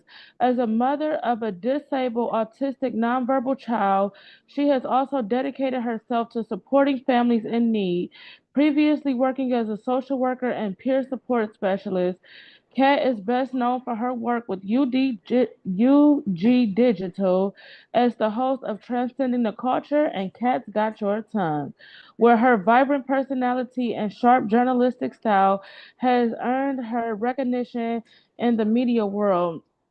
With over 3 million social media views and a reputation for captivating interviews, Kat has covered major award shows and events while building a brand that continues to rise. Join Kat Queen here and now today at the Fearless and Flourishing Summit as she shares her journey of resilience, empowerment, and power of using your voice. Kat Queen is on a mission to uplift, empower, and spark conversations that matter. Whether looking for an engaging media personality or a passionate advocate or dynamic speaker, Kat is ready to connect. So I'll introduce you and present my sister, Kat Queen.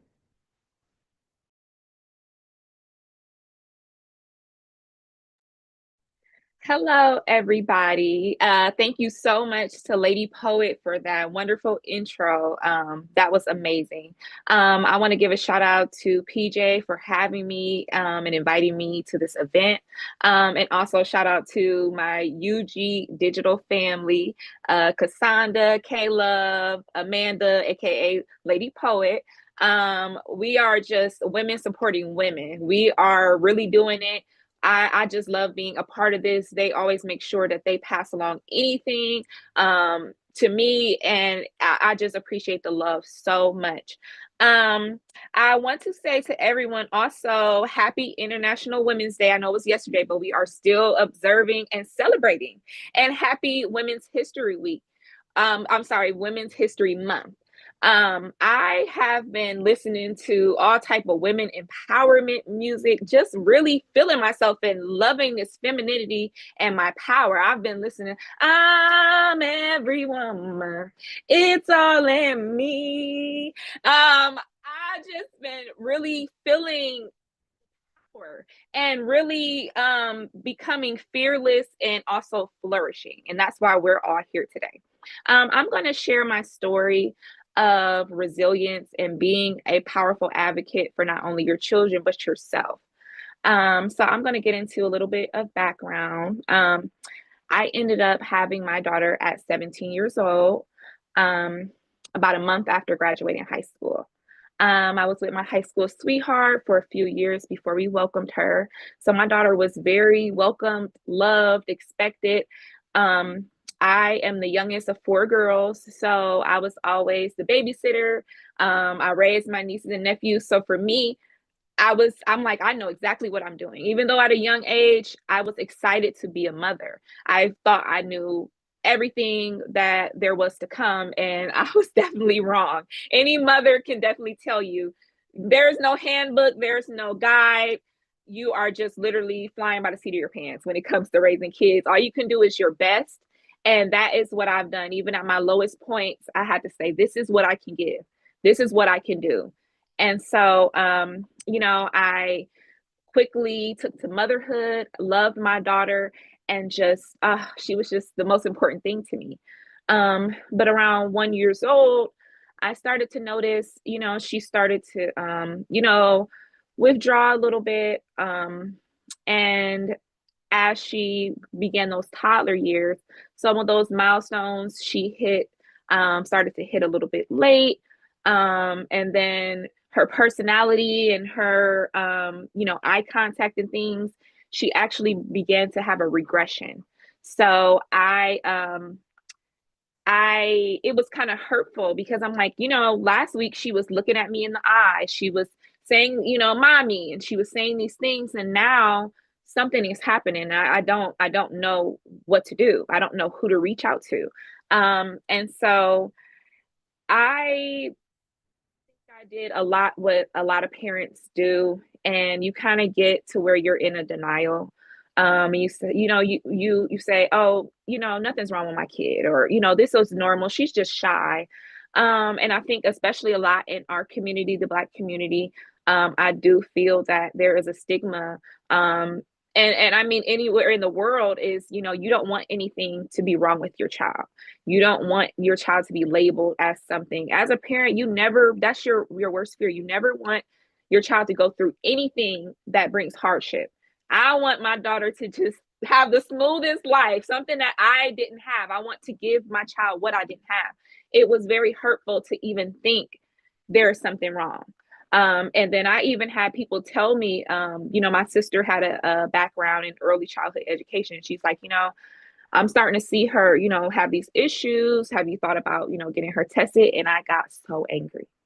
I remember I didn't talk to my sister for maybe a couple of weeks because I was, how dare you? How dare you insinuate there's something wrong with my child? But it took for me to get out of that pride and say, hey, this is my precious angel.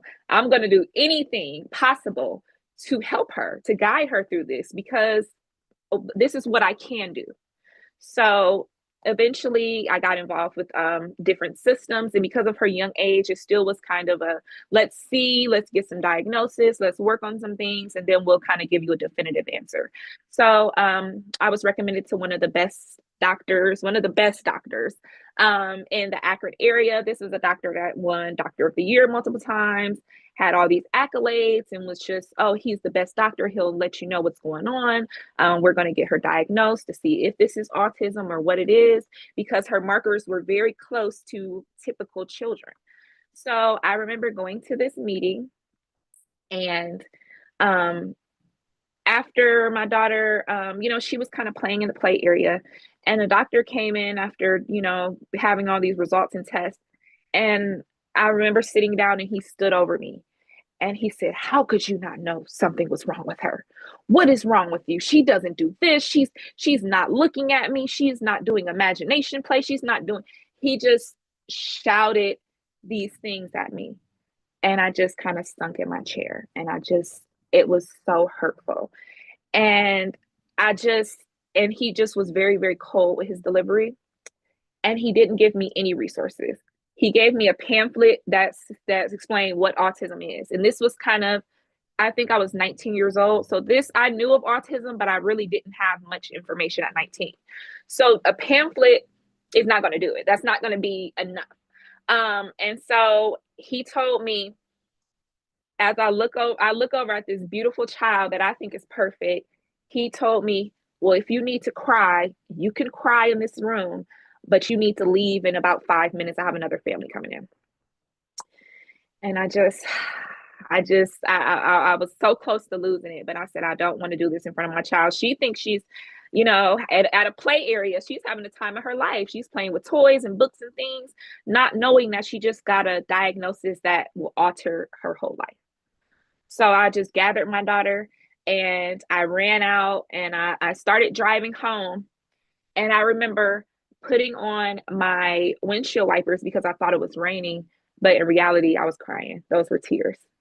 So I had to literally pull over, and I took her out of her car seat, and I just hugged her, and I just cried, and I rocked, and I kissed on her, and I said, you're perfect. I love you, and we will figure this out together. So once that happened, and this is, you guys have to remember, this is in the 2000s, like late 2000, like 2010. So there was not a lot of programs and things, or even awareness as we see now. So every resource I had to literally claw out of people. I had to figure this out. I had to make calls. I had to talk to people. I began getting into groups. I began, looking on Facebook, asking people, reaching out to, people that I know that have disabled children, and using them as a resource. And so once I was able to kind of get her some resources, I immediately put her into intervention. So my daughter was integrated into a class that had typical children and also special needs children. And so she was able to go to those schools, start school. And she's been in the same like kindergarten, middle school, high school with the same kids. And they've always been integrated in, you know, a lot of classrooms. So they all know her. They treat her very well because they grew up with her. This is just another classmate. So my daughter now is in high school. She will be graduating next year. And she is thriving. She is, we still have our time. She's still autistic. She's still nonverbal, but she is doing so much. She's talking more. She's communicating. She's doing job training. She's doing independence training, and she's on a track for independent living and having her own life. And that is all that I've ever wanted for my child. So once I was able to gather these resources and these things, I realized I can pass this along to my community. So I began sharing with friends and family, you know, resources and what they can do for their child. And I realized that, hey, this is something I could probably really be helping in a professional capacity. I know that we've all worked with social workers that they don't understand your story. They don't know what you've been through. They don't know your everyday. So I began working for a program called Greenleaf Family Center in the peer support specialist department. It's called Peers. And for this role, you have to have a child with a disability, because I am supporting you from a place of what I already know from my heart. We can heart to heart and we can relate to each other because we're here. There is nothing you can tell me about your child that I have not been through or that I can't sympathize with. So I was able to take on a caseload of 100 families and help so many people. And it ranged from me going to meetings, getting them housing, or even just being a listening ear or telling them, hey, this is what I did. Call this person, get involved in this program. I no longer work for that program, but I still use those skills to this day. I have my very best friend has a 2-year-old that he began having some speech issues. He was a pandemic baby. So I immediately told her where to go, who to talk to. And he's been involved in these programs. And I'm happy to say that he is no longer delayed. I went over there last week and he made me read him 5 books. We read 5 books together. So early intervention is the best thing you can do for your child. So I will always push for that. Please go beyond your own pride and embarrassment. Because the thing is, you don't have to tell anybody what's going on with your child. You don't owe anybody an explanation. You owe your child that. So please, everybody, make sure that you are advocating for your child and you are doing everything you can as soon as you can. I promise you that I know children that have the same special needs as my child, and they didn't go through that track, and they are almost to where they can't stay in school all day. They can't do independent, because you have to let them learn these skills in the way that they can. My daughter, she may not be able to talk, but she has other ways of communicating, and she is now actually talking a lot because I put her in these programs. She's doing really good in speech therapy. So I wanted to talk about, I was advocating for my daughter, but during that process, I forgot to advocate for myself. So I hurt my back and I began getting on medication. I was getting on steroids. I was getting steroid injections. I was getting pain meds that make you sleepy and lay around all day. I got to the point where I was getting epidurals in my back every month just to be able to walk. Over that time, I put on about 100 pounds. So I went from someone that was very athletic and to someone that couldn't walk, someone that required a walker in my 20s. And so someone told me, you are so fierce when it comes to your daughter. Why are you not doing that for yourself? And so I had to take time from school and leave these jobs and say, I'm going to take about 2 years to really dedicate to myself. Now, it's been longer than 2 years, but I gave myself that time, that mental time to say, hey, I have to pause everything right now. So with that, I was able to lose 100 pounds with the help of weight loss surgery. And then I also was able to do skin removal surgeries as well to bring out that body, that I had before that I always wanted. And, so I learned that this is my life. I want to be happy. I want to be happy when I look in the mirror. I want to be energized when I go somewhere. I love to work out. I love to be active. So I was able to create that life that I always wanted for myself by advocating for myself and telling these doctors, I do not want this medication. I want you to give me a real solution to this, because I cannot be depressed, laying in the bed hurt while I have a child that needs me, while I have a life that needs me, when I have so much inside. I have so many gifts and talents, and I'm just wasting away in the bed because I'm sick, because I'm hurting. So that is what really pushed me for my weight loss. So once I was able to get to a good place with my weight loss, I was able to explore a lot of things. I have a background in performing arts. So I got back into dancing. I got back into working out. I was able to get my confidence back. So I do like sexy heels class. I do a little bit of pole. I do a little bit of yoga. I do a little bit of aerial. So I went from 300 pounds to flying in the air. And it just is a metaphor for, I really wanted to fly. I wanted to just soar. So once I was done, kind of getting back to myself, I was approached by James Johnson, who is the owner of UG Digital, a media company. And we are actually cousins. But I am a little bit younger than him. So he always looked at me like baby cousin. But he realized that I had a degree in the same thing that he had. So he brought me onto his platform. And so now I am pretty much almost second in command with UG Digital. I am a co-host of one podcast and a host of my own spinoff podcast. We have radio, magazine. Thank you so much, Lady Poet, for the love. And I have been doing many speaking engagements. I was on Lady Poet, Cassandra and Kay Love's podcast, Open Letters to a Survivor, where I spoke about my sexual abuse as a child and my sexual assault in high school. And with doing that, I have been given so many opportunities. I've had so many people come to me and say, thank you for sharing your story. This has given me so much strength to share my story. And sometimes it's just strength to share it with me. They're not even sharing it with anybody else, but that just brings me so much peace to know that I can give that to someone, because someone else sharing their story inspired me. And this is what it's about. This is Women's History Month. We are need to support each other, share with each other, love on each other. And that's what it's all about. So with doing media, what a lot of people spoke on earlier, imposter syndrome. Who am I? Who am I to be doing this? I'm nobody. I'm not a celebrity interviewist. I'm just Cat from Akron. So it took a lot, and a lot of my UG Digital family to really love on me. Lady Poet definitely always sends me messages and loves on me so much and pushes me. And I know you're going to do good. I know you're going to be great. So it literally like puts a battery in my back, and I'm the Energizer Bunny, and I have been going. I have been auditioning for movies.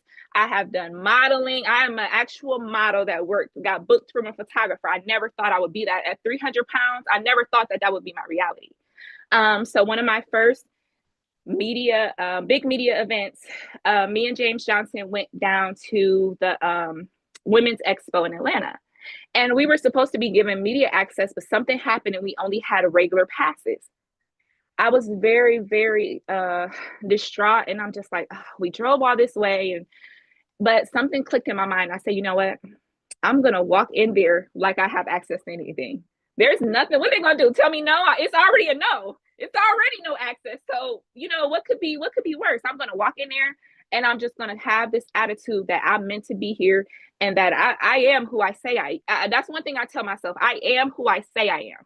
If I say I'm a celebrity interviewist, I am. If I say I'm a big time podcast person, if I'm a media personality, I am, because that is who I am. So I ended up meeting like Cynthia Bailey, a lot of celebrities, a lot of like SWV. And so I talked to Tamika Scott from Escape. If you guys know, it's like Tiny Candy, Tamika Scott, they are the Escape Girls.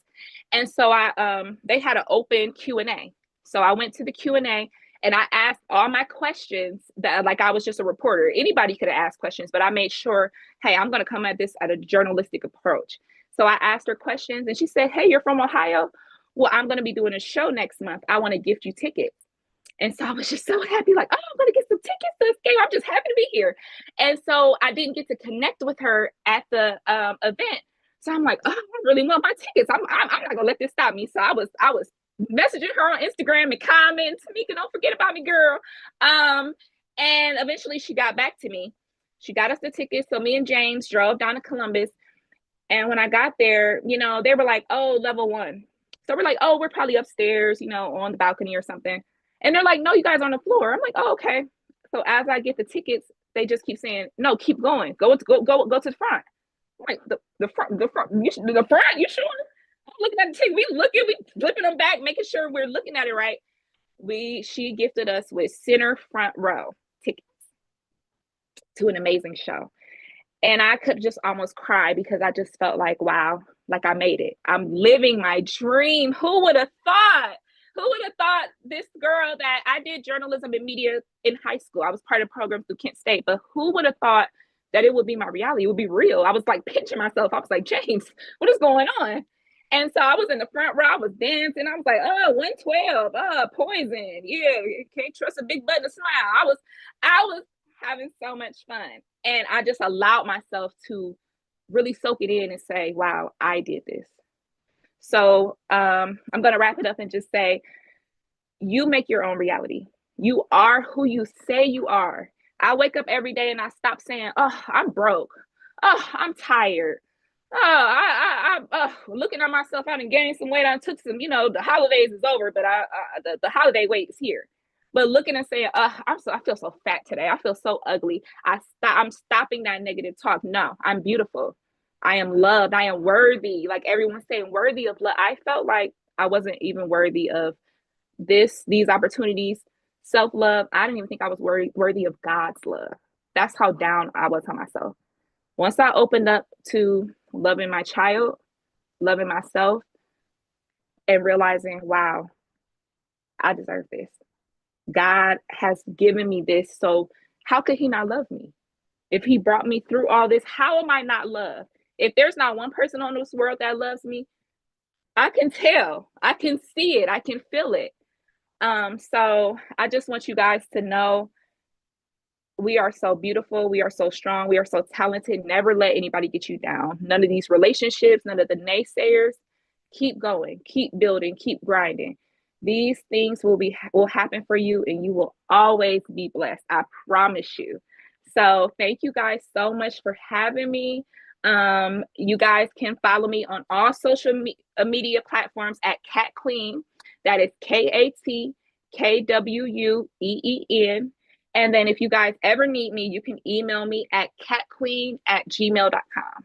So everything is the same. And please reach out, whether it's media or even if you have a question as far as special needs or any advocacy or something you may need, I'm always available and I'm always here to help. So thank you guys so much. I love you all. I love all your stories. Thank you for sharing with me. And your girl Kat is out.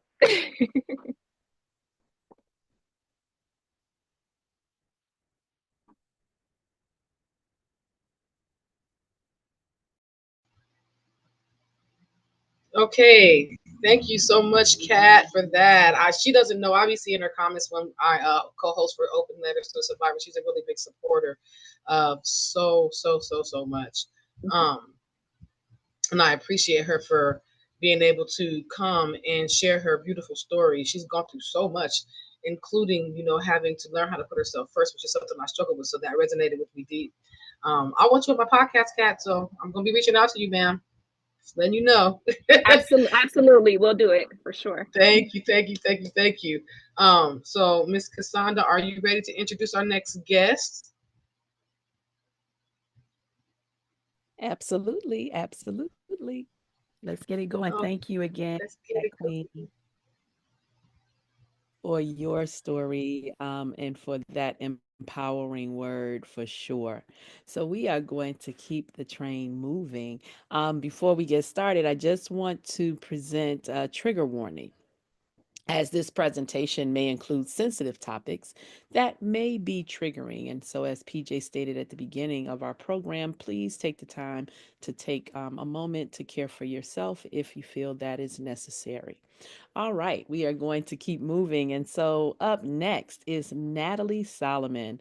MPH is a renowned public health practitioner, speaker, and founder of Marakai Life and Style, dedicated to empowering women to, quote, secure their oxygen mask first, end quote.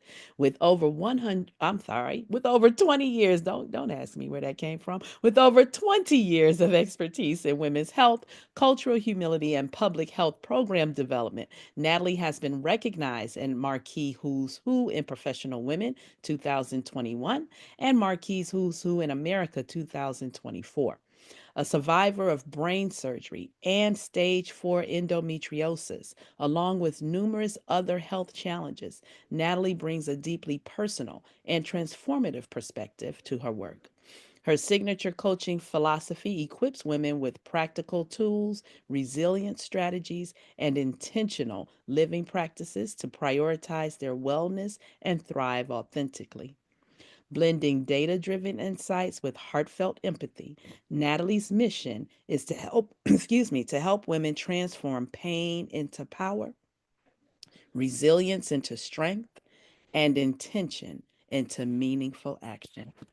And so, with that being said, I would love to present to you all Miss Natalie Solomon. Thank you so much. This has been a phenomenal summit. PJ, I just have to tip my hat to you. Thank you for allowing us to even have this platform and for all of us to share what we're going through, what we've gone through, what we've triumphed over, and continue to navigate day by day, second by second at times. So I just want to say thank you so much. I do have slides, so I'm going to share my screen for us to jump in. Oh, no. Okay. Can you guys see that? I hope so, because I can. Yes. Okay, great. Because I can't see y'all. So, yes, again, let me introduce myself. My name is Natalie Solomon. I'm from originally Pennsylvania. I currently live in the DMV. I live in Maryland. And I'm so honored to be here with you all, fearless and flourishing women. Your stories of resilience and perseverance have been awe-inspiring. So, like it was said, I'm on a mission to help women reclaim their wellness, their confidence, and their purpose. So, we're going to be diving into a critical conversation today with all the things that we have been through. One thing has definitely been constant is that we as women are resilient and we keep going. And to that point, I want to talk about how we continue to do that by securing our oxygen mask first. A lot of us have been through pain, through tribulations, and how do we continue to take that pain and turn it into purpose? And so that we can fully show up for ourselves in every aspect of our life. Think about something for a minute. How often do we all feel guilty for taking the time for ourselves, for saying no, for knowing that, Kat just mentioned, like, how do you make sure that you take that time to advocate for yourself and not feel guilty about it? A lot of us feel like this is overwhelming. Well, we can't do that, or, we shouldn't be doing this. And it's a feeling I would say that we're not alone in having. So today I'm going to go through a three-part framework for us to kind of think about how can we take those thoughts and notions and apply them to our lives in our day-to-day of everything that we go through and think about and all those things. So to give you an idea, I'm going to introduce, my vision and mission. I'm a survivor, as was mentioned, from brain surgery, from stage 4 endometriosis, a botched hysterectomy, multiple surgeries, not being able to walk, having to learn how to talk and write my name, and being in ICU for almost a month. And I'll get into that in a second, but and literal and physical pain, and how did I leverage that into what it is that I'm doing now, and what has my journey been and continues to be, and how I had to stand up to be a warrior to fight for myself as a self advocate, and how I've turned that into an empowering stance to hopefully impart that onto other ladies that are going through traumatic situations, be it chronic illness, survivors of domestic and intimate partner violence, or what have you. So as far as my mission is Merake Life and Style, so to give you a quick overview, so we look at holistic empowerment. We're looking at how do we build foundations of resilience and intentional living for women everywhere? How do we take the tools that we've used, that we've developed out of survivor mode, and really implement them into what it is that we can apply into our daily life? And reclaiming our wellness as we are doing that. How do we make sure that we are prioritizing ourselves so that we can show up? It is not showing up for your wellness is not as revolutionary as you would think. It's not a luxury. It's a necessity that we all need to do to survive and show up for all of our loved ones, but more importantly, ourselves, so that we will be able to show up for our loved ones. And in that space, how do we do that? How do we create spaces to heal? How do we create sacred spaces so those things can happen, so those transformations can happen? How can we offer tools and create environments for we as women to grow and thrive authentically? And then the three pillars of my work in my company overall is my Merake Life and Style, so that we look at creating wellness experiences. But I have two arms. So one is designing healing environments, literally and figuratively. While I was going through all my healthcare situations, what I'll talk about in a second, I created a she shed for myself where I've done wellness workshops and vision boarding, and really took a room in my house and made each wall a vision board for something that I was going through, I wanted to manifest. And how did I create that space as a space for me to heal, to cry, to scream, to journal, to ask God, like, why is this happening? And it doesn't have to be a space. It can be like a physical space like my room. It could be a box. It could be a shoebox of different elements or little tchotchkes or something that means something to you that create that space. It could be a bathroom, it could be a closet, it could be your car. A lot of us, I'm sure, have sat in our car and had those cries, have had those screaming sessions or something, but that is a sacred space. And then also leading into the fact that you yourself are your own sacred space. You are your own temple. You need to respect that. You need to cherish it, uplift it. And sometimes we know that's a bit of a challenge for a lot of us based on what we've gone through and what we continue to triumph over. And then the Merake Empowerment Collective is where I have a community where I provide coaching, do speaking engagements, talk about my public health background, talk about my journey with endometriosis, and educate on reproductive health challenges and the like. So each division plays a role in my larger mission of turning pain into power and making sure that we as women reach our fullest potential.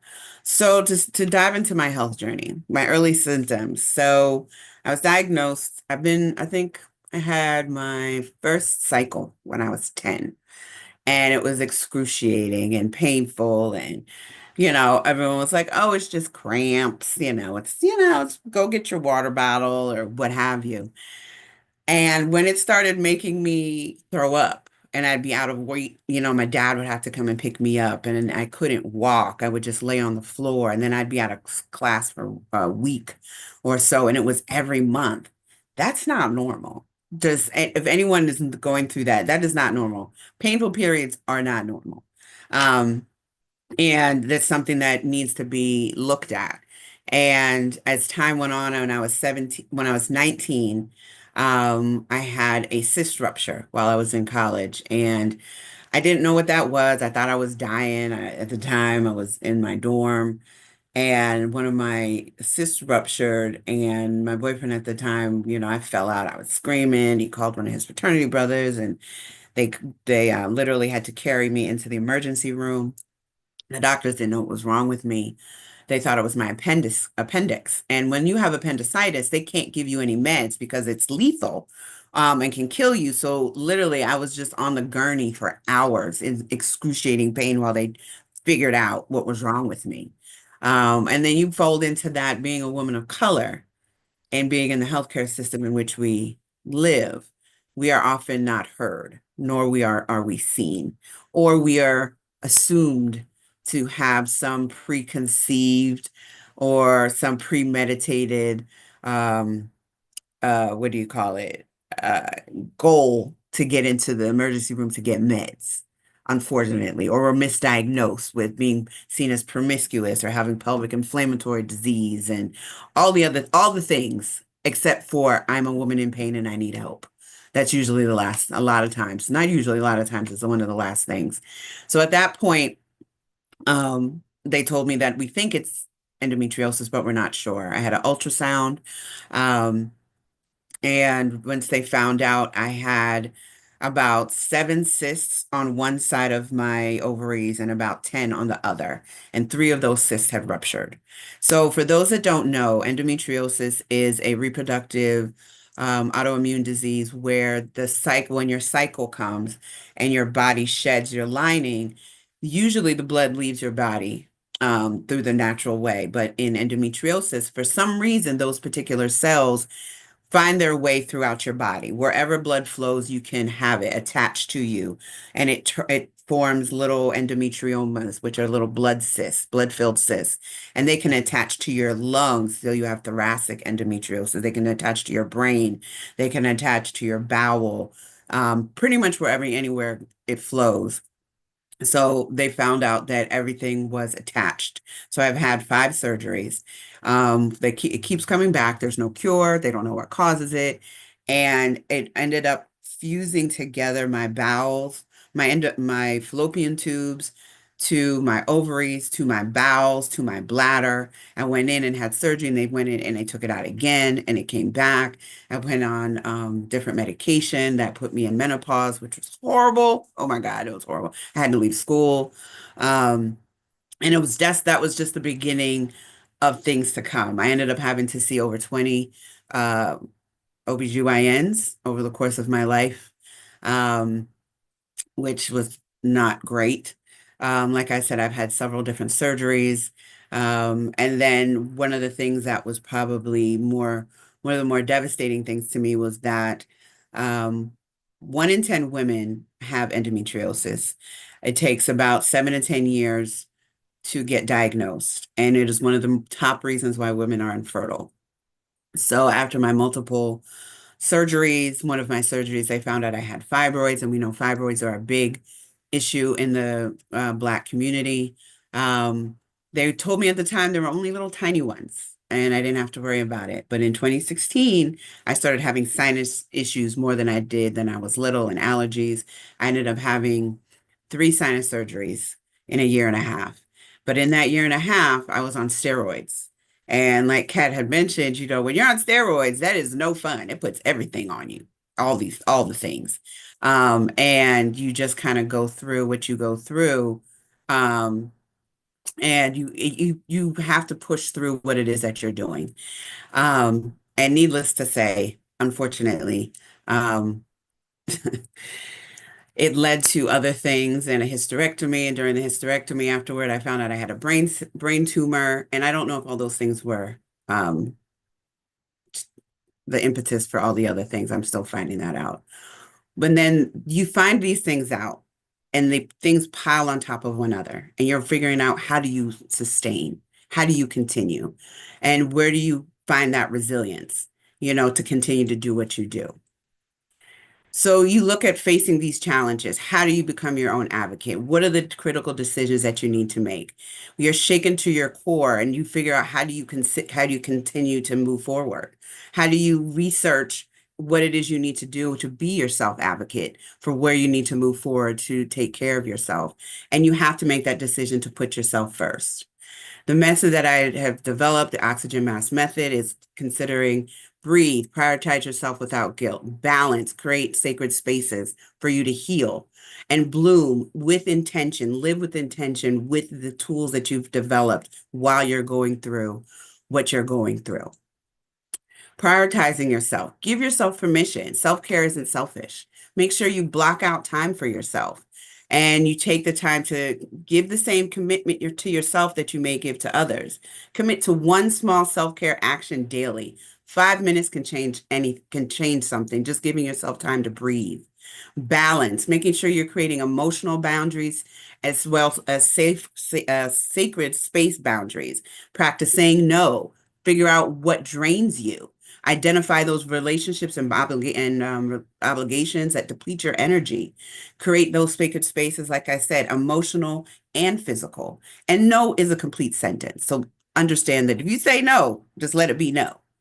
And bloom, how do you live authentically? Define your intention. Take those times and journal or write down or give yourself voice messages. Align your actions with those small daily choices that support you and your core values and intentions. And embrace the small, consistent shifts that lead to your profound personal growth and change. Those little things, the minute by minute changes in your life can lead to much bigger transformations and just blooming where you stand, you know. So I have a QR code, and I want to leave you with: you are stronger than you think. You are fearless, you are resilient, you are worthy of a life that nourishes you. It's time to secure your oxygen mask first for you to thrive. So I leave you with this information. This is how you can connect with me. Everything is natalieasolomon.com. On my social media is Natalie A. Solomon. My email is right there. I also have a podcast. We're on hiatus right now to get some great tips and funny little quips of things. And understand and remember, your pain does not define you. Your struggles are not the end of your story. Take the next step to, with me, if you so choose to get some information to reclaim your life. On this next slide is my QR code. So if you were to scan this and the code is prompted to breathe, I have a wellness guide that you can access. It's free to download, about 5 tips to take care of yourself without guilt. And I welcome you to contact me, reach out if you have any other questions, concerns. We're here together and to work through this as best as we can to continue to empower each other, to continue to uplift each other, to secure your oxygen mask first so that you can show up for yourself and all your loved ones that you have around you. Thank you for your time. Thank you, Miss Natalie. Welcome. You are awesome. Thank you. Thank you. The one thing that resonated with me is how African American women are not properly diagnosed or not diagnosed early enough to get the treatment necessary for us to move on with our lives healthy. Yes, it's so And unfortunate. the struggle of going through things that we could have prevented. Yes, So exactly. I appreciate you sharing your story. You're And welcome. that is a battle that we continue to fight Every in day. our communities. Just a quick question, ladies. Are we continuing to move on, or are we going to take a break, or should I just go right into our next guest? That is completely fine with me. Just take about 5 minutes to stretch our legs. We've been hearing a lot of powerful stories, and we might need to take some breathing.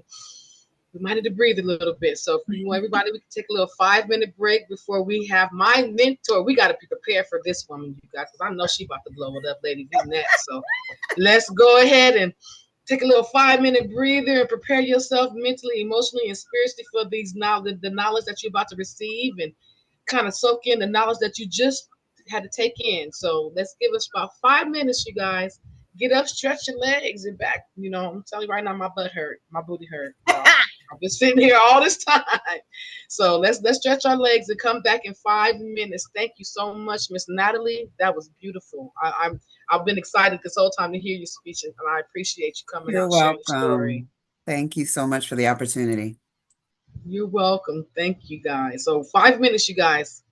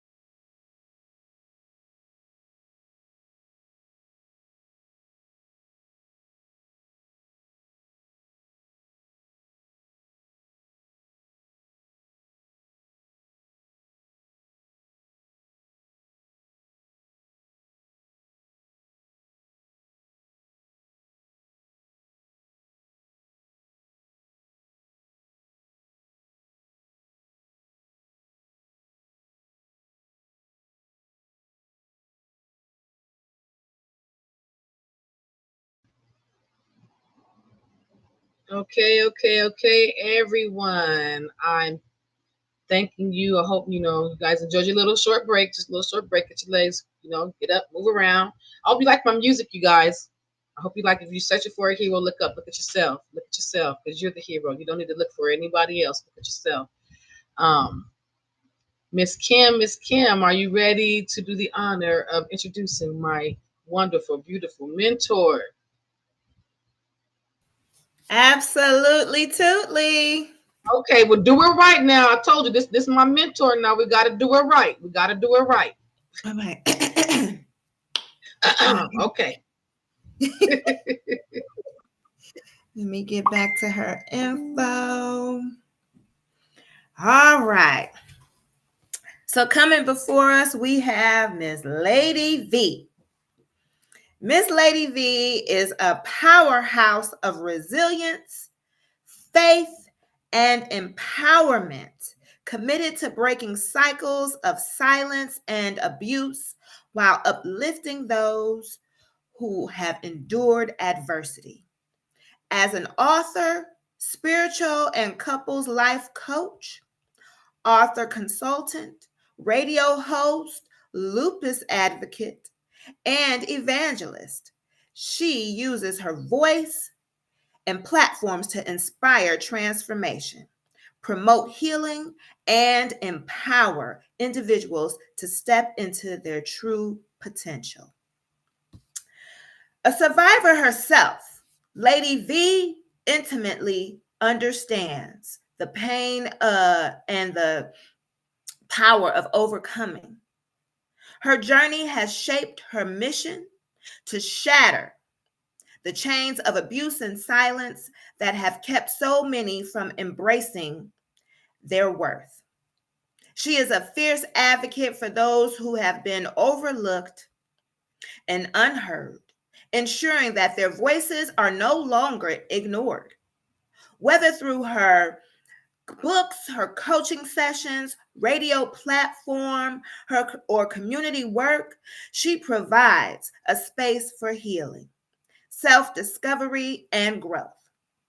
As a spiritual and couples life coach, Lady V works closely with individuals and partners, helping them build stronger and stronger relationships rooted in faith, understanding, and emotional well-being.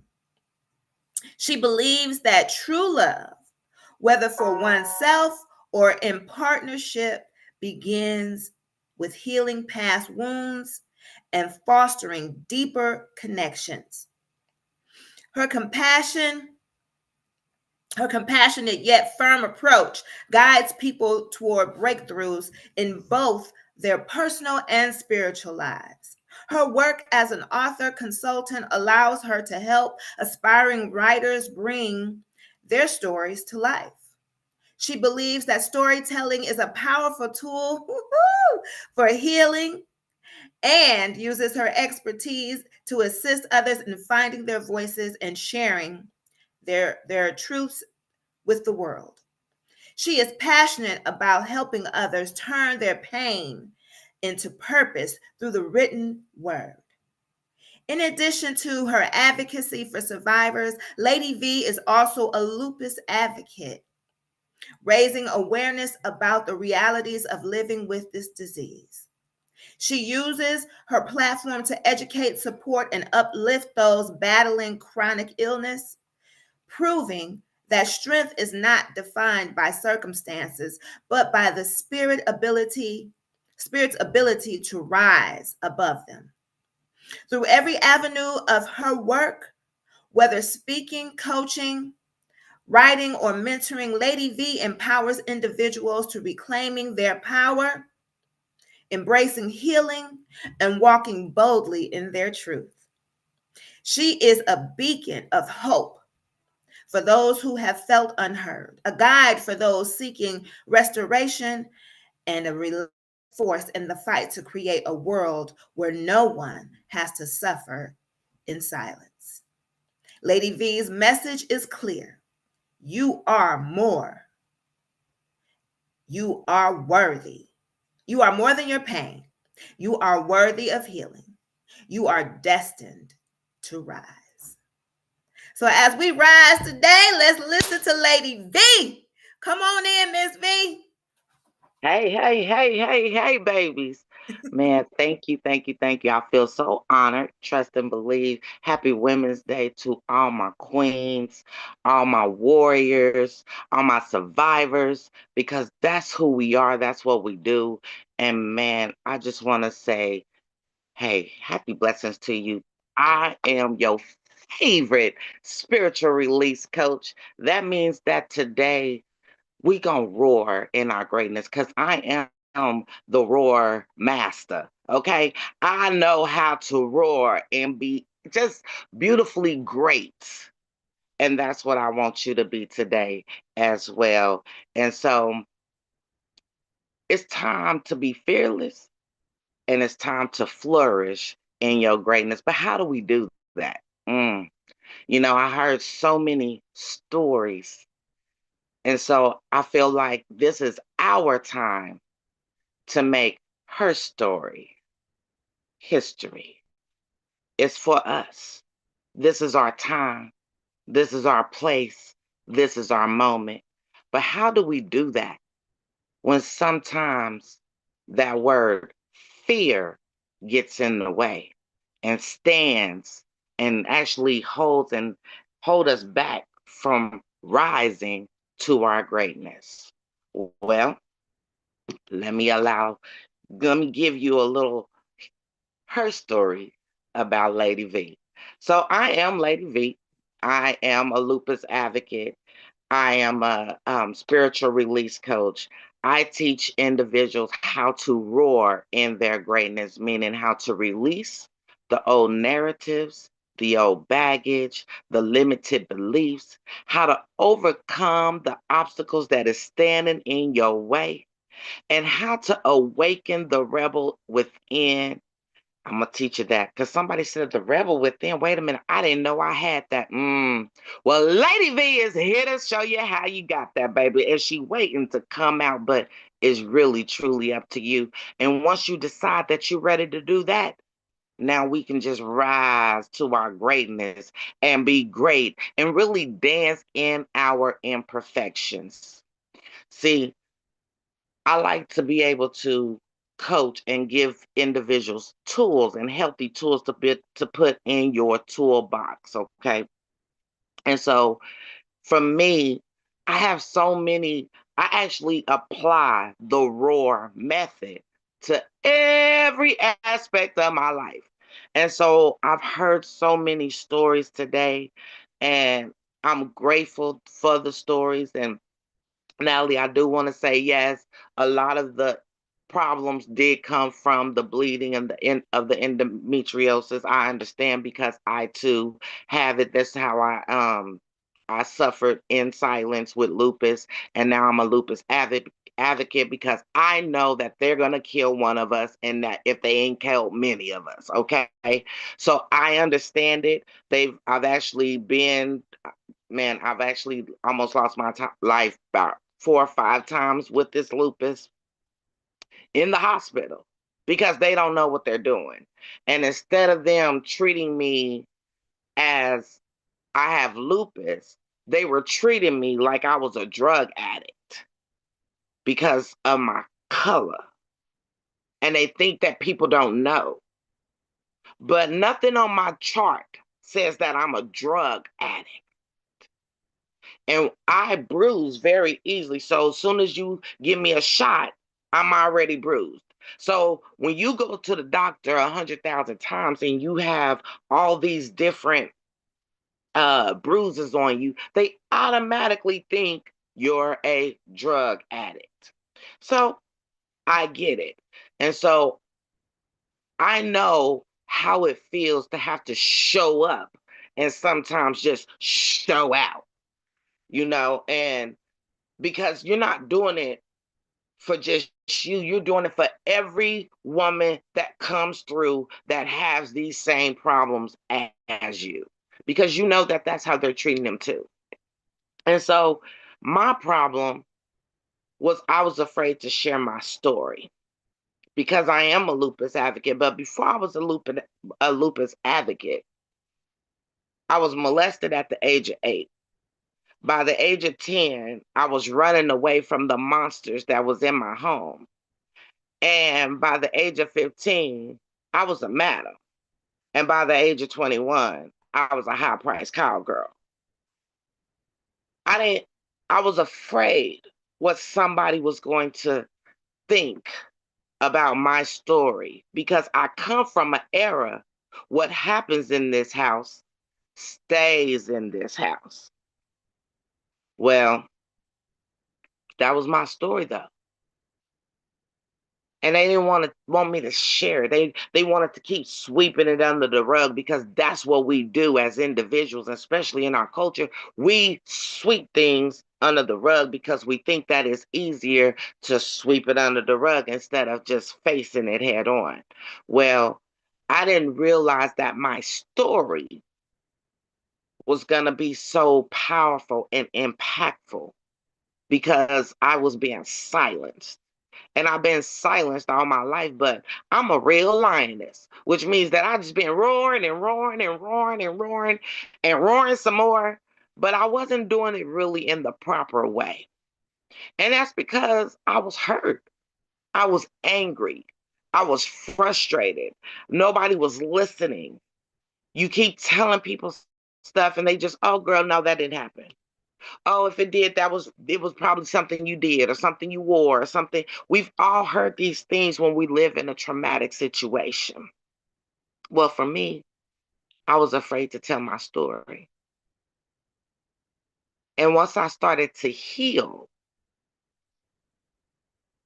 I was still scared to tell my story because the word fear pops up in our basic instructions 365 times, which means that we are afraid 365 days out of the year. We're afraid to do what God has called us to do. We are afraid to literally live in our greatness. And that's what I was. I was afraid to live in my greatness. I was afraid to tell my story because of what people was going to think until I started to heal. And then I started to realize, well, hey, they talked about Jesus and, they crucified him and he still died on the cross for us. So what makes me any different? And why am I so afraid to live in my truth? I really couldn't answer that. So instead, I started to heal. I started to go on this spiritual journey. And when you start going on the spiritual journey, you start to cleanse, which means that you start to renew who you are. And I started to find my strength through it. Well, the first thing I had to do is I had to release those old narratives, those those limited beliefs, the old baggage that was literally holding me hostage. Sometimes we just sit in it and we don't even realize that we really sitting in hot, like we are in prison. But you don't even know that you're sitting in the prison of yourself by choice. Because we have to learn and know that we can free ourselves. Because nobody has the key but us. So now it's time for us to release those old narratives, release those limited beliefs. They told me that I wasn't going to amount to anything, but here I am. They said that I wasn't going to be great, but here I am. They told me that nobody was going to listen to my story, but here you all are. So guess what? Those are limited beliefs that they tried to make me believe because they didn't want to see my greatness. Why was I holding back for they instead of portraying and going on for me? Oh, yeah, see, that was a choice. I was like, no, I don't want to live here. I don't want to sit here anymore. So I started shedding Sometimes we have to shed, like we shed our hair. We got to start shedding those things and get them away from us because they no longer serve us. They no longer belong to us. So why are we holding them when they don't belong to us? They're not ours. They belong to somebody else. So guess what? I chose to give them back. I chose to shatter the silence. See, because when you break something, a lot of times when we break it, we just put it back together and we try to make it all pretty like it was, but it's not. It's still broken. But we put it together and we try to make it do what it do. Well, I didn't want to put it back together anymore. I was over putting it back together because it was still ugly as hell. And I didn't want to put it back together no more. I didn't want to sit in it anymore because I ain't like it. Because when I looked at it, I didn't know who it was. You said who? Yeah, that who was me. I didn't know who I was anymore. Because I had let so many people beat on me. So many people beat on me and beat on me and beat on me. But here I am roaring. Oh, because I feel like I'm a Leo. I'm a lion. I can do this. I'm strong. Not realizing that I was really just broken. And in my brokenness, I was roaring, but really not like a lion. Not like a lioness. I was just, it was really a baby roar. Kind of like Simba when he was just trying out. It wasn't a Mustafa. Now my roar is a Mustafa roar. Because I ain't fit to play with it. Those things, they don't belong to me. So I started releasing my baggage. I started releasing those old narratives. And that's what I want you today. Because the only way for us to flourish is to stop living in a mindset to lack and start believing that the power is in our own voice. I understood that. Every last woman and queen that has came and spoke before you has literally found the power in their own voice. That's why they're here. And you have the power to speak up, to shatter the silence. Because when you shatter it, you just got to throw it away because it ain't coming back. It's dead. But when you do that, what do you do next? When you release it, what happens next? Now you got to overcome.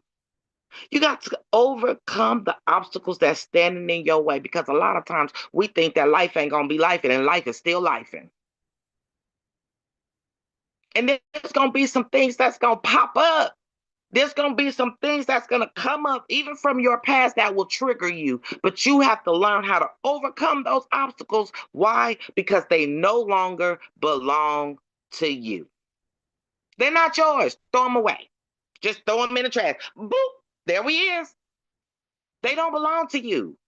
So now it's time for you to overcome those obstacles that is standing in your way, meaning that fear. Again, 365 times, 365 days out of the year, you're afraid. You have fear. You have doubt. You have imposter syndrome. When you gonna let it go? Because it don't belong to you. That ain't your name. You wearing it like it's a badge, like it's a title. So today, here comes fearful Lady V. I don't think so. Here it comes. What you gonna do? It's gonna be okay. Let it go. Overcome those obstacles. Because when you overcome those obstacles, guess what? Now you can awaken the rebel within. That means that, baby, it's a little girl in there that said, hey, where you at? Hey, girl, you looking good today. Hey. See, I don't know about you, but I had to awaken my rebel because she was waiting on me. I wasn't waiting on her. She was waiting on me to decide that I was good enough. She was waiting on me to decide that I was worthy enough. She was waiting on me to decide that I was more than enough. Oh, but I was waiting on somebody else to tell me those things. Oh, some of y'all just like that. Some of y'all sitting there right now waiting on somebody else to tell you that you're worthy, to tell you that you are more than enough, to tell you that you are all that in a bag of chips. But guess what? I'm going to tell you already that you are. I want you to know that you're worthy. I want you to know that you are more than enough. Since you're waiting on somebody to tell you, let Lady V be the one. Because, see, they telling you for all the wrong reasons. Because they want something from you. All I want to do is see you roar in your greatness, baby. So I don't need nothing from you but to see you roar. To let you know that you are more than enough. And that you are worthy to share your story. That's how you awaken the rebel within. And when you do that, baby, now you can rise to the occasion and what they say, show up and show out. Because when Lady V comes in the room, you know Lady V has entered. Even when I'm doing it silently. Because my presence lets you know. It says, hey, I'm in this thing. And I want you to be in this thing. I want you to rise to the occasion of your greatness. So if you ain't decided that you wanted to roar, baby, today, I would advise you to just stand up and just roar in your greatness. Why? Because you're worthy. You're more than enough. So many women literally have paved the way for us. I want you to remember Harriet Tubman. Oh, yeah, see, she fearlessly led hundreds to freedom. Rosa Parks, she refused to give up her seat. See, these women were ready to roar in their greatness and show up and show out for us. See, I want to roar in my greatness because I want to teach individuals and women how to just stand up and just roar like the lioness that we are. We don't have to be perfect. See, somebody put that perfect badge on you. I want to snatch it out because it no longer belongs to you. It's time to roar in your greatness. So what you gonna do? I don't know about you, but today I challenge each and every one of you to actually just step boldly into your purpose today. And stop waiting for permission. You done heard that 100,000 times. I done heard it several times from the women before. But you up here still waiting on permission from somebody to tell you what you need to go do. You better get up and go roar in your greatness. That's what I want you to do. So step boldly into your purpose today because you are worthy, baby. And you are more than enough. Don't let nobody tell you that you're not. Don't allow your past to define your future. Don't allow your fear to define who you are. Because today we live in fearless and we flourishing in our greatness, baby. And you better do it and rise to your greatness. I challenge you that today. So I'm Lady V. Make sure you go find me, check me out. Lady V, Linktree, Lady V EMP. That's where you can find everything about me, baby. So make sure that you today roar in your greatness. And again, to all the queens, live fearless and flourish to your greatness. I love each and every one of y'all. Y'all be blessed. And hey, love on you today. And thank you, PJ. Thank you, Lady V, so much. Yay! Ah, thank you. I mean, I'm all every time, get goosebumps all the time. We talk personally, so she always do this to me, y'all. She always do this to me. So we're going to keep it going. Our next guest is Miss Deb. She is a pioneer in the world of entrepreneurship and has one of the first in her country to create is one of the first in her country to create companies in health and wellness in the health and wellness sector. To date, she has built 7 international companies and inspired thousands around the globe. Deb has been recognized in Success magazine 48 times and have been given numerous nominations and has won numerous awards for her accolades in her personal and business achievements. She has been a judge at the 2024 Stevie Awards for Women in Business, the world's premier honors for female entrepreneurs, executives, employees, and the organizations they run. She is the founder and visionary behind the Show Up, Stand Up, Speak Up, Yes You movement. This is a televised, heart-centered project with a reach of over 350 million, designed to inspire women and those that support women to remember the solidarity of International Women's Day. Her book is at the center of this movement and is featured in the 2024 Emmys premiere celebrating Celebrity Gifting Suite to great acclaim. I'm so sorry, Ms. Deb. No 30 worries. years. It's a mouthful. She's done so much. Like she has this song that I just want to go freestyle. She's like an awesome powerhouse woman. I met her. She is somebody who motivates and inspires and uplifts and provides opportunity. She had provided me an opportunity to be on her summit, which was Friday, was it not Friday? I think it was yesterday. I don't know. It went on for 2 days. Yesterday and Friday. We kind of crossed paths, so she did this for me on Friday, and I think she did me more of a solid than I'm doing her even having. She's doing me a solid being on my summit because she allowed me to be seen by so many. She is basically someone who I aspire to be like one day. She's goals. Her, Miss Lady V. I see all these mentors in my presence right now. She's also a well-known radio host of Mission Accepted podcast. Deb interviews dynamic entrepreneurs, entrepreneurs, creatives, and media professionals who share the guts and glory of entrepreneurship. Also included in weekly podcast is the Gen Z is Us. Oh, okay. I didn't know about that one. Show where Deb and Ocean interview other momagers, dadagers, Momagers. momagers. Oh my goodness. That means if you're a mom and a manager, if you've got a young entrepreneur in your house kicking your butt, get up on the show. And dadagers. So she's recognizing the dads too, and Gen Z entrepreneurs that are creating successful and generational companies, experiences, and wealth.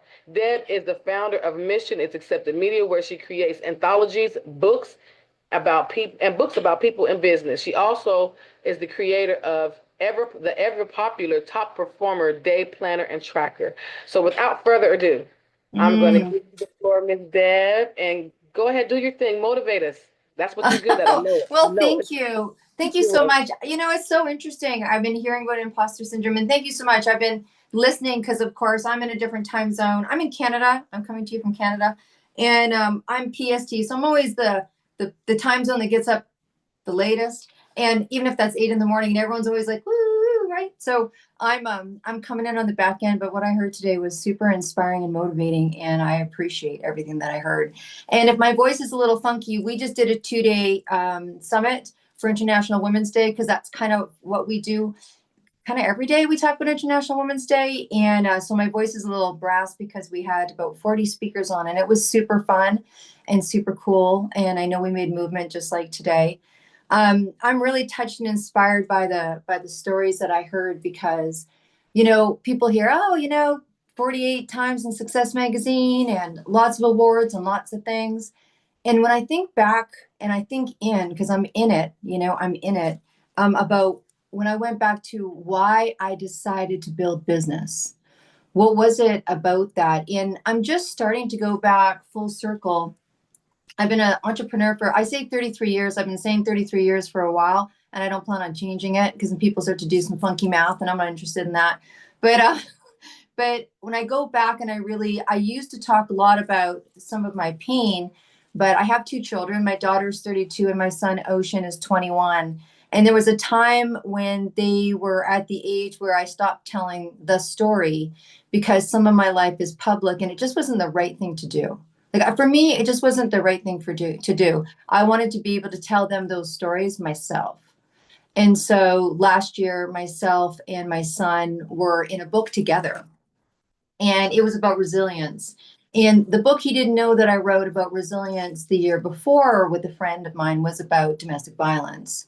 And so I decided to tell him that conversation as we were coming home because I thought he was capable of handling the information. Now, it wasn't his father, which makes it a whole lot easier to have that story, but there's still a few more stories to tell, which actually I've made the agenda to do that this week. So that's just been my story. But I used to talk a lot about my past and my history and how I got to where I got to when I didn't have to worry about mind, when I didn't have to worry about other people minding that business.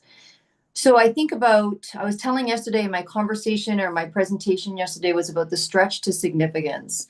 And I really want to just hats off to PJ. Look at it is, and for anyone out there that's doing leader sister work, if you're doing leader sister work where you are putting the energy in not only to heal yourself and help yourself, but help other sisters, then good on you, because that's not easy. That's not easy because sometimes you have to leave your stuff at the door, right? Really leave your stuff at the door and walk into a different world and play leader and build community and help others. So hats off to that. I think that's something that I've always done. But I remember, so I was talking about stretch to significance. It was a different story than I'll share today because it was a different theme to the summit. You know what I mean? And so women wanted to hear what it was like to build a movement, which is PJ is what you're doing here, which is why I feel grateful to be here and grateful to help people that are looking to do the same thing. So I was 5, maybe 6 years old, and I was standing outside my house on the sidewalk, and I was the kid that the neighbors used to call my mom about because we lived in this character house, this character house. I don't know how, well, the whole family lived there. That's how we afforded to rent it. But, my grandma and my aunt and all the kids and all this stuff. And I was like, because if you look at I was like, not really. So I was on the second floor and what they tell me is about 2 years old, I used to hop my crib over to the window, pop up, and take off down the street. I would dig a hole under the fence. We had a fence, like it was the backyard of the fence, the school rattling silver chain. Yeah. So that was us. And so I would dig holes and I would take off. And people used to think it was super funny and oh my gosh, and Deb's running down the street again. And they'd call my mom because we lived in a neighborhood and everyone knew everybody. And I think about that, I think back and I'm like, I think I was trying to get out of that crazy house. I mean, yeah, I've got a lot of energy and they used to tie me up so I'll just let you know that I'm 60 before you go. That's kind of weird. But back then when they put you to I just run everywhere. So they tied to a dog leash and put it up to the clothesline and I just run around the backyard. I know people would be put in jail for that these days, but back then it wasn't abusive, right? But the house itself was pretty messed up. And so I think I've been trying to take off for a long time. And I was raised with not have, we used to have on, Friday nights was wiener and beans night. And a lot of time we didn't have wieners in our beans. And I think one of the ways that I really interpreted in my head, which has proved to serve, I guess, is that I thought if we could not be poor anymore, if I could make a difference, if I could not be poor, I would have sustainability. And if I had sustainability, I could make choices like leave, like go build a different life. And I remember being about 5 or 6 years old, standing on the sidewalk, looking at that house and going, I'm never going to live like this. I am never. And I mean, who says that at 6 years old? I'm just never going to live like this. My life is going to be different. Now, I went through the same journey that a lot of my sisters went through. And that's when you're born in an environment, you live out that environment. I lived in a lot of violence and addiction and narcissism. And so I dated people that were, drinking and abusing and living that life. And, but there was some good things. I remember, my dad split when I was about 4. And back then, if they didn't want to pay, they didn't pay. So that took us from broken to broke and broken. And I remember my mom found, resolve, some financial rescue in a company called Tupperware. And so she'd have these Tupperware parties and she would drag myself to these Tupperware parties. And I was like, this is cool. It was fun. But it was the first time that I saw a circle of commerce. I saw a circle of women My mom needed, they were having fun. Everyone was having fun. And you know what? Weird to say that made a big impression on me. So as I went on in life, I decided to go into the music industry, and that was interesting. It was fun. I still, to this day, I've had a record player my whole life, and I always will. I've raised my kids on vinyl, and I absolutely love music. If I could bring anyone back again, it would have to be Janis Joplin. So I'm all in on the music. I do a lot of volunteer for music. I volunteer for Amnesty International when all the bands come in and all the things. And in my book, there's a lot of really cool women from music, but music was my therapist. Music was my therapist. And I was in the music industry, and we were rocking and rolling. Now I told you where I came from. So rocking and rolling was kind of the deal. And it was getting unhealthy. I'll just put it like that.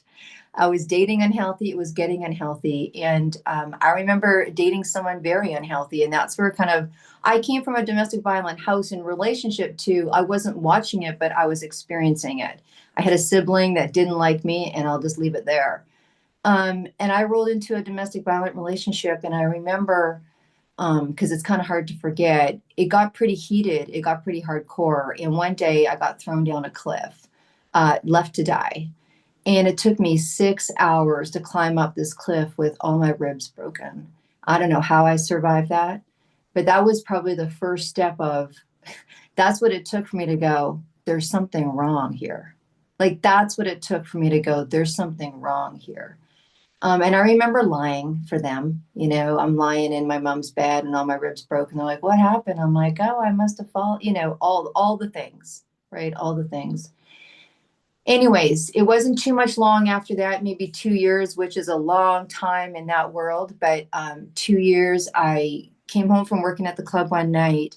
And at that point, I was no longer with that gentleman. I moved on to another domestic relationship that was violent, because that's what you do. A little bit better, but not as good. And I remember getting out of that, and I was coming out of I went home one night, and, going home was like 5 or 6 in the morning, because you finish the club at 2:00, you go with the bands. At that point, we're booking bands and all the things. And I went to take my makeup off in the mirror, and the mirror went pitch black. And I couldn't see myself. And that was a scary 3 seconds, 30 minutes. I don't know how long it was, but all I know is that when I saw myself again, I heard the words, "You're done." Now, I was not raised in a spiritual home at all, and I didn't have a spiritual baseline. But all I knew is that I was done. And so I called the club the next day, and I said, I'm not coming back. Now, that's not my normal. If you know anything about me, I'm loyal to a fault sometimes. Like, I'm like, let's hang in there. But I was done. And that was probably the first, I had a spiritual moment when I was 8 years old, but it kind of freaked me out. It was too much for my 8-year-old brain. And that was the first time that I really took a shift. I had a friend of mine in PR say to me not long ago, I think you went from AC/DC to Enya, because where I stepped in next was I wanted to go get a degree in women's studies. I'd never gone to university, or I'd never gone past grade 12 and barely finished that. I didn't graduate. And I thought, okay, I want to go back, and I want to get a degree, and I want to get a degree in women's studies and religious studies. And I want to go help create third world platform economic. Like, I just wanted to create economic platforms in third world countries, because for me, it was like money was a way out. Like, to be able to sustain yourself, you were no longer under someone else's control. So that's what I wanted to do. But I had a wanted surprise. And it was my daughter, who's now 32. So I wasn't going to university. But I ended up doing the same thing. And I won't take you through all of that journey, because, we only have a few minutes together. But I did make a huge shift, and I went into the holistic health field due to a flyer that I found when I went to go buy a muffin that was sugar-free, wheat-free, and dairy-free, because those were my allergies. That wasn't fun back then. No one was gluten-free. Let me tell you, food tasted like, cardboard. And it took me 45 minutes, because I was pregnant and I wanted a muffin. And if anyone's ever been pregnant and wanted something, you tend to get it. And so I saw a flyer there, and it changed my life. One flyer, one pink neon flyer. Social media did not exist. And I took that flyer, saw this massage class, and I spent 27 years owning a massage clinic where we healed people. I was a formulator. I created 2 home party companies. first aromatherapy home party company in North America and gemstone jewelry because I remembered that circle of commerce. And I believe that I've been creating platforms for women's economic sustainability because for me, sustainability means that you're no longer vulnerable. If you are vital and you have something that you can sustain yourself, then you can, rise the tide is what I call it, right? Tide rise. And there's been so many situations in my life where I've had to say yes when I wanted to say no, and had to say no when I wanted to say yes because I didn't have the resources. And I'm not going to say that 33-year career of entrepreneurship was super easy because it wasn't. There was no women's networking group in my, I don't even know if it's in my country, but sure in my province. And so I started one on Sunday at 2:00. And the 8 of us that wanted to be entrepreneurs showed up and said, what are we going to do? Well, no one else thought what we were doing was a good idea. So let's just do something. Right. And I think that's why I've always been a big advocate of women in circle. And I say women and those that support women now because I know there's been a major shift and there's some really cool people out there that are willing to help women that aren't women, whether it's sponsoring or help write a grant or lend or mentor or what have you. So, I'd love to see that equate. But I have to say that, I built 7 companies. I mean, it's really strange when you talk about imposter syndrome. And I never thought that I'd be in Success Magazine 48 times. That I got to tell you, that was a weird jacket to put on, right? Not because I didn't work hard. I mean, I work hard, have worked hard, do work hard. I mean, I work differently now. There's a difference between hard and different. And I help, that's what I do. I do private top performance coaching for women to help them have easier lives while they're still sustaining to whatever and how many zeros they want to put in there. You know what I mean? Success is truly, really just defined. And just because you have a whole bunch of zeros in the bank doesn't mean that you're any better off. You've got to have the mindset that goes with it. You want to know what it's for and all those things. But I just know that was one of my, between building business and music, that was my formula for a new life. I mean, it might sound really simple and it was very, very complex. I saw counselors, I saw coaches, I saw experts, I saw therapists, and 33 years into my business. And, just last week in LA at an Oscar watching party, we announced the women's channel. So now we have this great channel and it was interesting. I had goblins going on in my head, in the shower that morning. I'm like, what am I doing launching a channel? Who needs a channel? This is ridiculous. Who wants to, oh my gosh, and I went through that and I just was able to look at myself and go, shut up. Just shut up, right? That's interesting. There's a nice little goblin, give it a name and tell it to go on its way. I just think, my dharma, my mission, and it's why we're called Mission Accepted Media. I mean, even being in media, when I first stepped into media, I went from, music, and I spent a lot of time in the holistic health industry and built companies there. I always say God put me in these pioneering positions. Okay, now you're going to go into holistic health. No, there wasn't even a yoga. Starbucks didn't exist. Yoga didn't exist. Those things that people are like, aroma what? What's aroma what? What are you talking about? Do you put it on your head? And so I always say, people call me a professional hippie, right? They're like, Deb, you live like a hippie, but you think you have this engineering, entrepreneurial brain. And I'm like, well, yeah. And I think I use it right. It is a bit of a paradox, but I go, okay, let's just go make some wealthy healers. And aren't we all healing? And aren't we all healing everybody? So let's just go do that and have the world be sustainable. I know it's a really, really far-fetched and it's probably one of the best marketing words in the world. But I always say, if we could remove the word free, if we all didn't have to get excited about the word free, if we could all pay each other what we were worth, then we could pay each other what we were worth. And I think there'd be a certain economic tide rise that would go with that would make women start to feel like they'd be owning their value. And we all do it. We give free classes and that's okay. And we give payment plans and all that stuff, and that's okay. But wouldn't it be cool if we gave it because we wanted to and not because the other person needed it? Wouldn't that be cool to have an economic system that women could just fall back on? We had a woman from Nigeria on our show yesterday, and she's doing some incredible work in northern Nigeria, showing women what a cell phone looks like because they don't know. And the goal to raise money for a bus to get women that want to learn tech in Nigeria to be able to go to where they need to go to learn this and things like that. And I think that like those kind of initiatives are just so incredible and so uplifting. Anyways, I don't want to silver bobble in my conversation, but I just think that my road to recovery has also been a road about sustainability. It doesn't make the pain any different, but it's certainly, I feel really good being able to help people take care of their needs, because it's super hard to self-care on a regular basis when you're worried about having too much month left and the rent's not there. You know what I mean? You're like, ooh, money's out and there's still a week of the month. And I know all of that. When I say that we didn't have, I mean, we did not have. You know what I mean? I remember having to wear my cousin's clothes and all those things.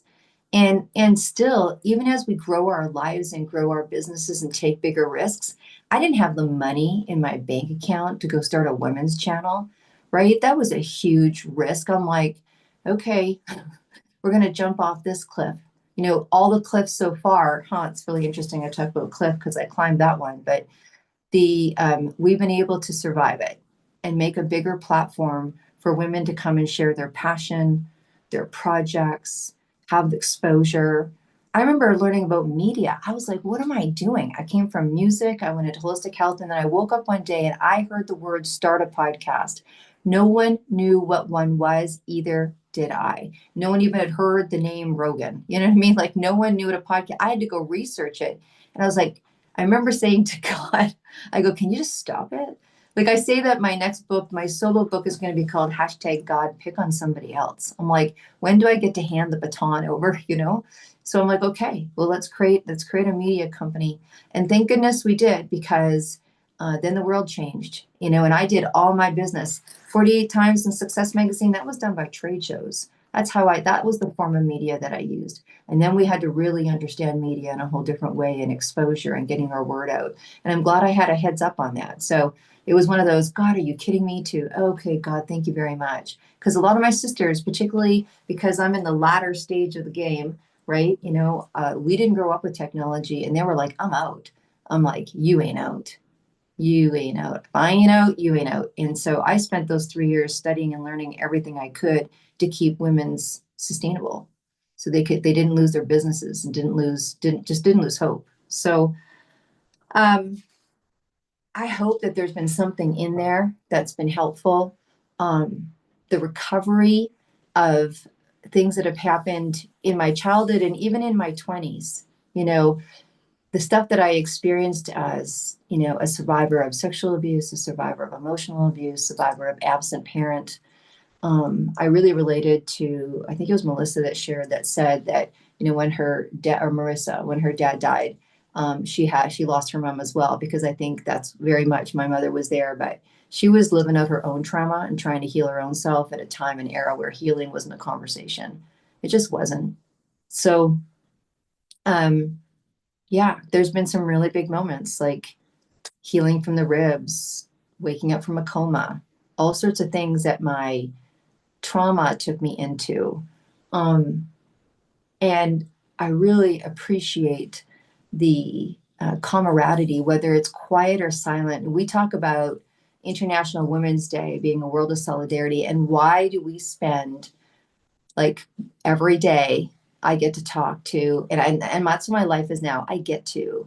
I don't use the word have to. I use the word get to. I get to talk to women who've got messages.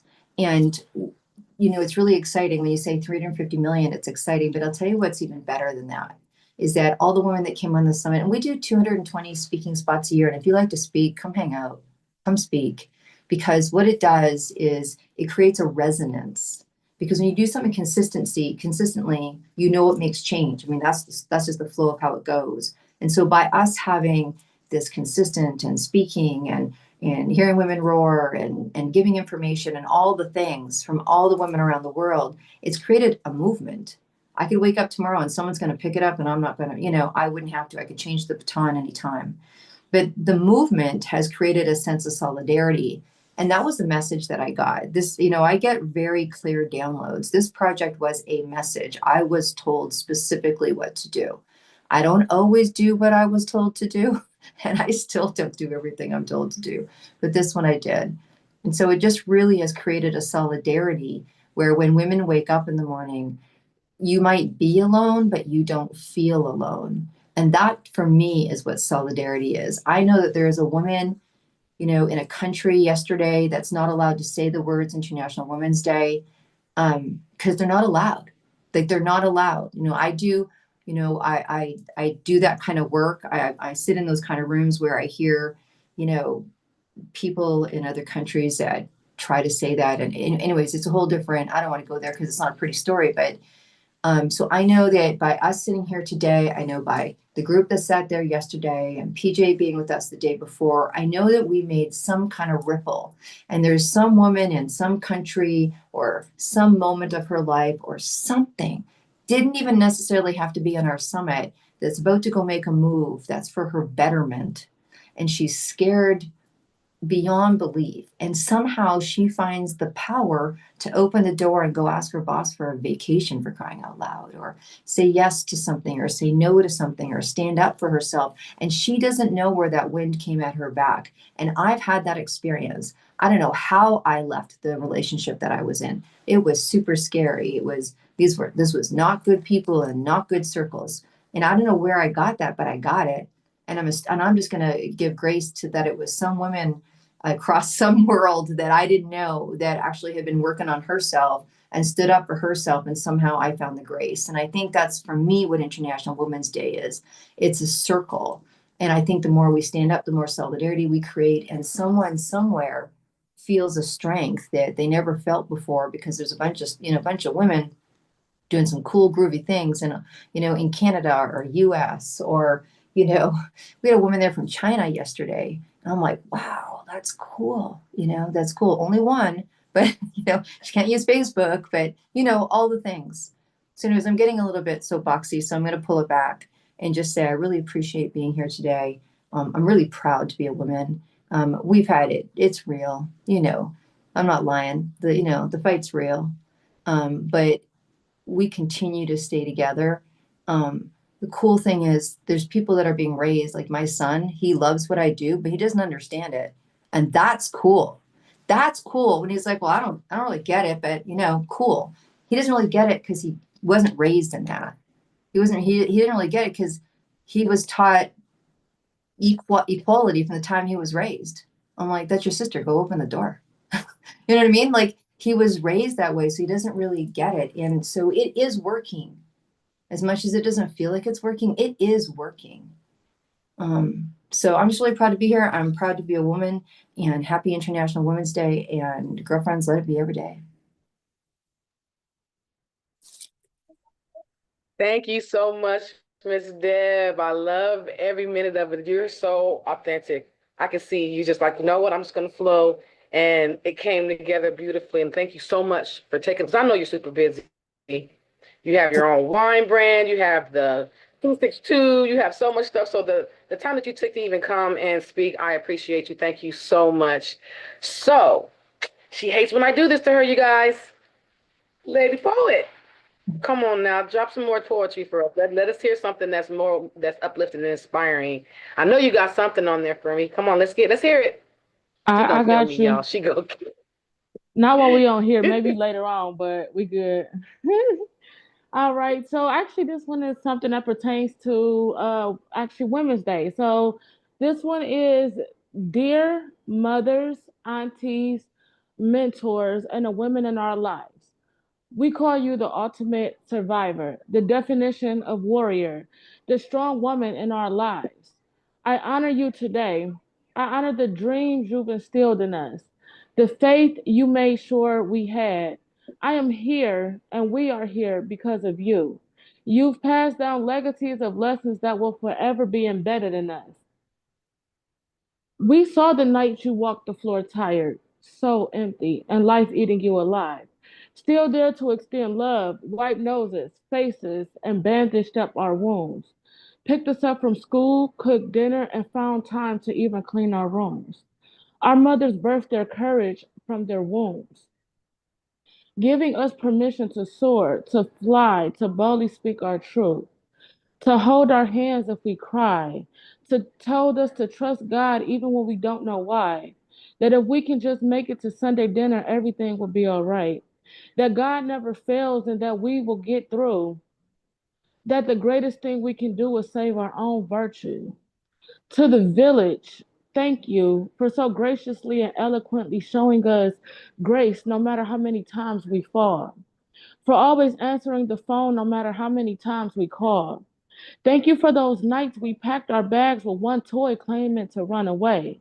To the same night getting tucked in with the kiss on the forehead promising to stay. From the pretend tea parties to now being the first ones we call when we want to spill the tea. We remember those mornings waking up to a clean house and the smell of fresh breakfast and coffee, not realizing the sacrifices that you've made to get up at 5 a.m. to care for us. We praise God for your presence, for his mercy, for the times were being held up by the strength of your spine. Thank you for showing us how to stand tall, to climbing through every mountain and facing adversity, no matter how many times we stall. To the village, we put so much pressure on you to heal us, when God and therapy was the only thing that can set us free. So now we stand here getting the shame off of us. I hope our love heals you, because before we were born, you were women too. Thank you for teaching us to find God in the darkness, yet praise Him in the light. No matter the battle, you taught us to stand tall and stand the test of time. You were our ancestors' wildest dreams. Through your guidance, we survived everything. Thank you for the instincts that went through your mind. We thank you for hugging us when we didn't know why, for ending our pain with the I love you, for the times we cried over people, for the times when your intuition read the room, for the times when you warned us when our heads were hard, for the times you picked us up when the world left us scarred. Thank you for loving us fully. Dear survivor, thrivers, mothers, warriors, and our village, it's about you. Thank you for being fearless in our lives. And we dedicate this International Women's Day and this show to all of you. Thank you.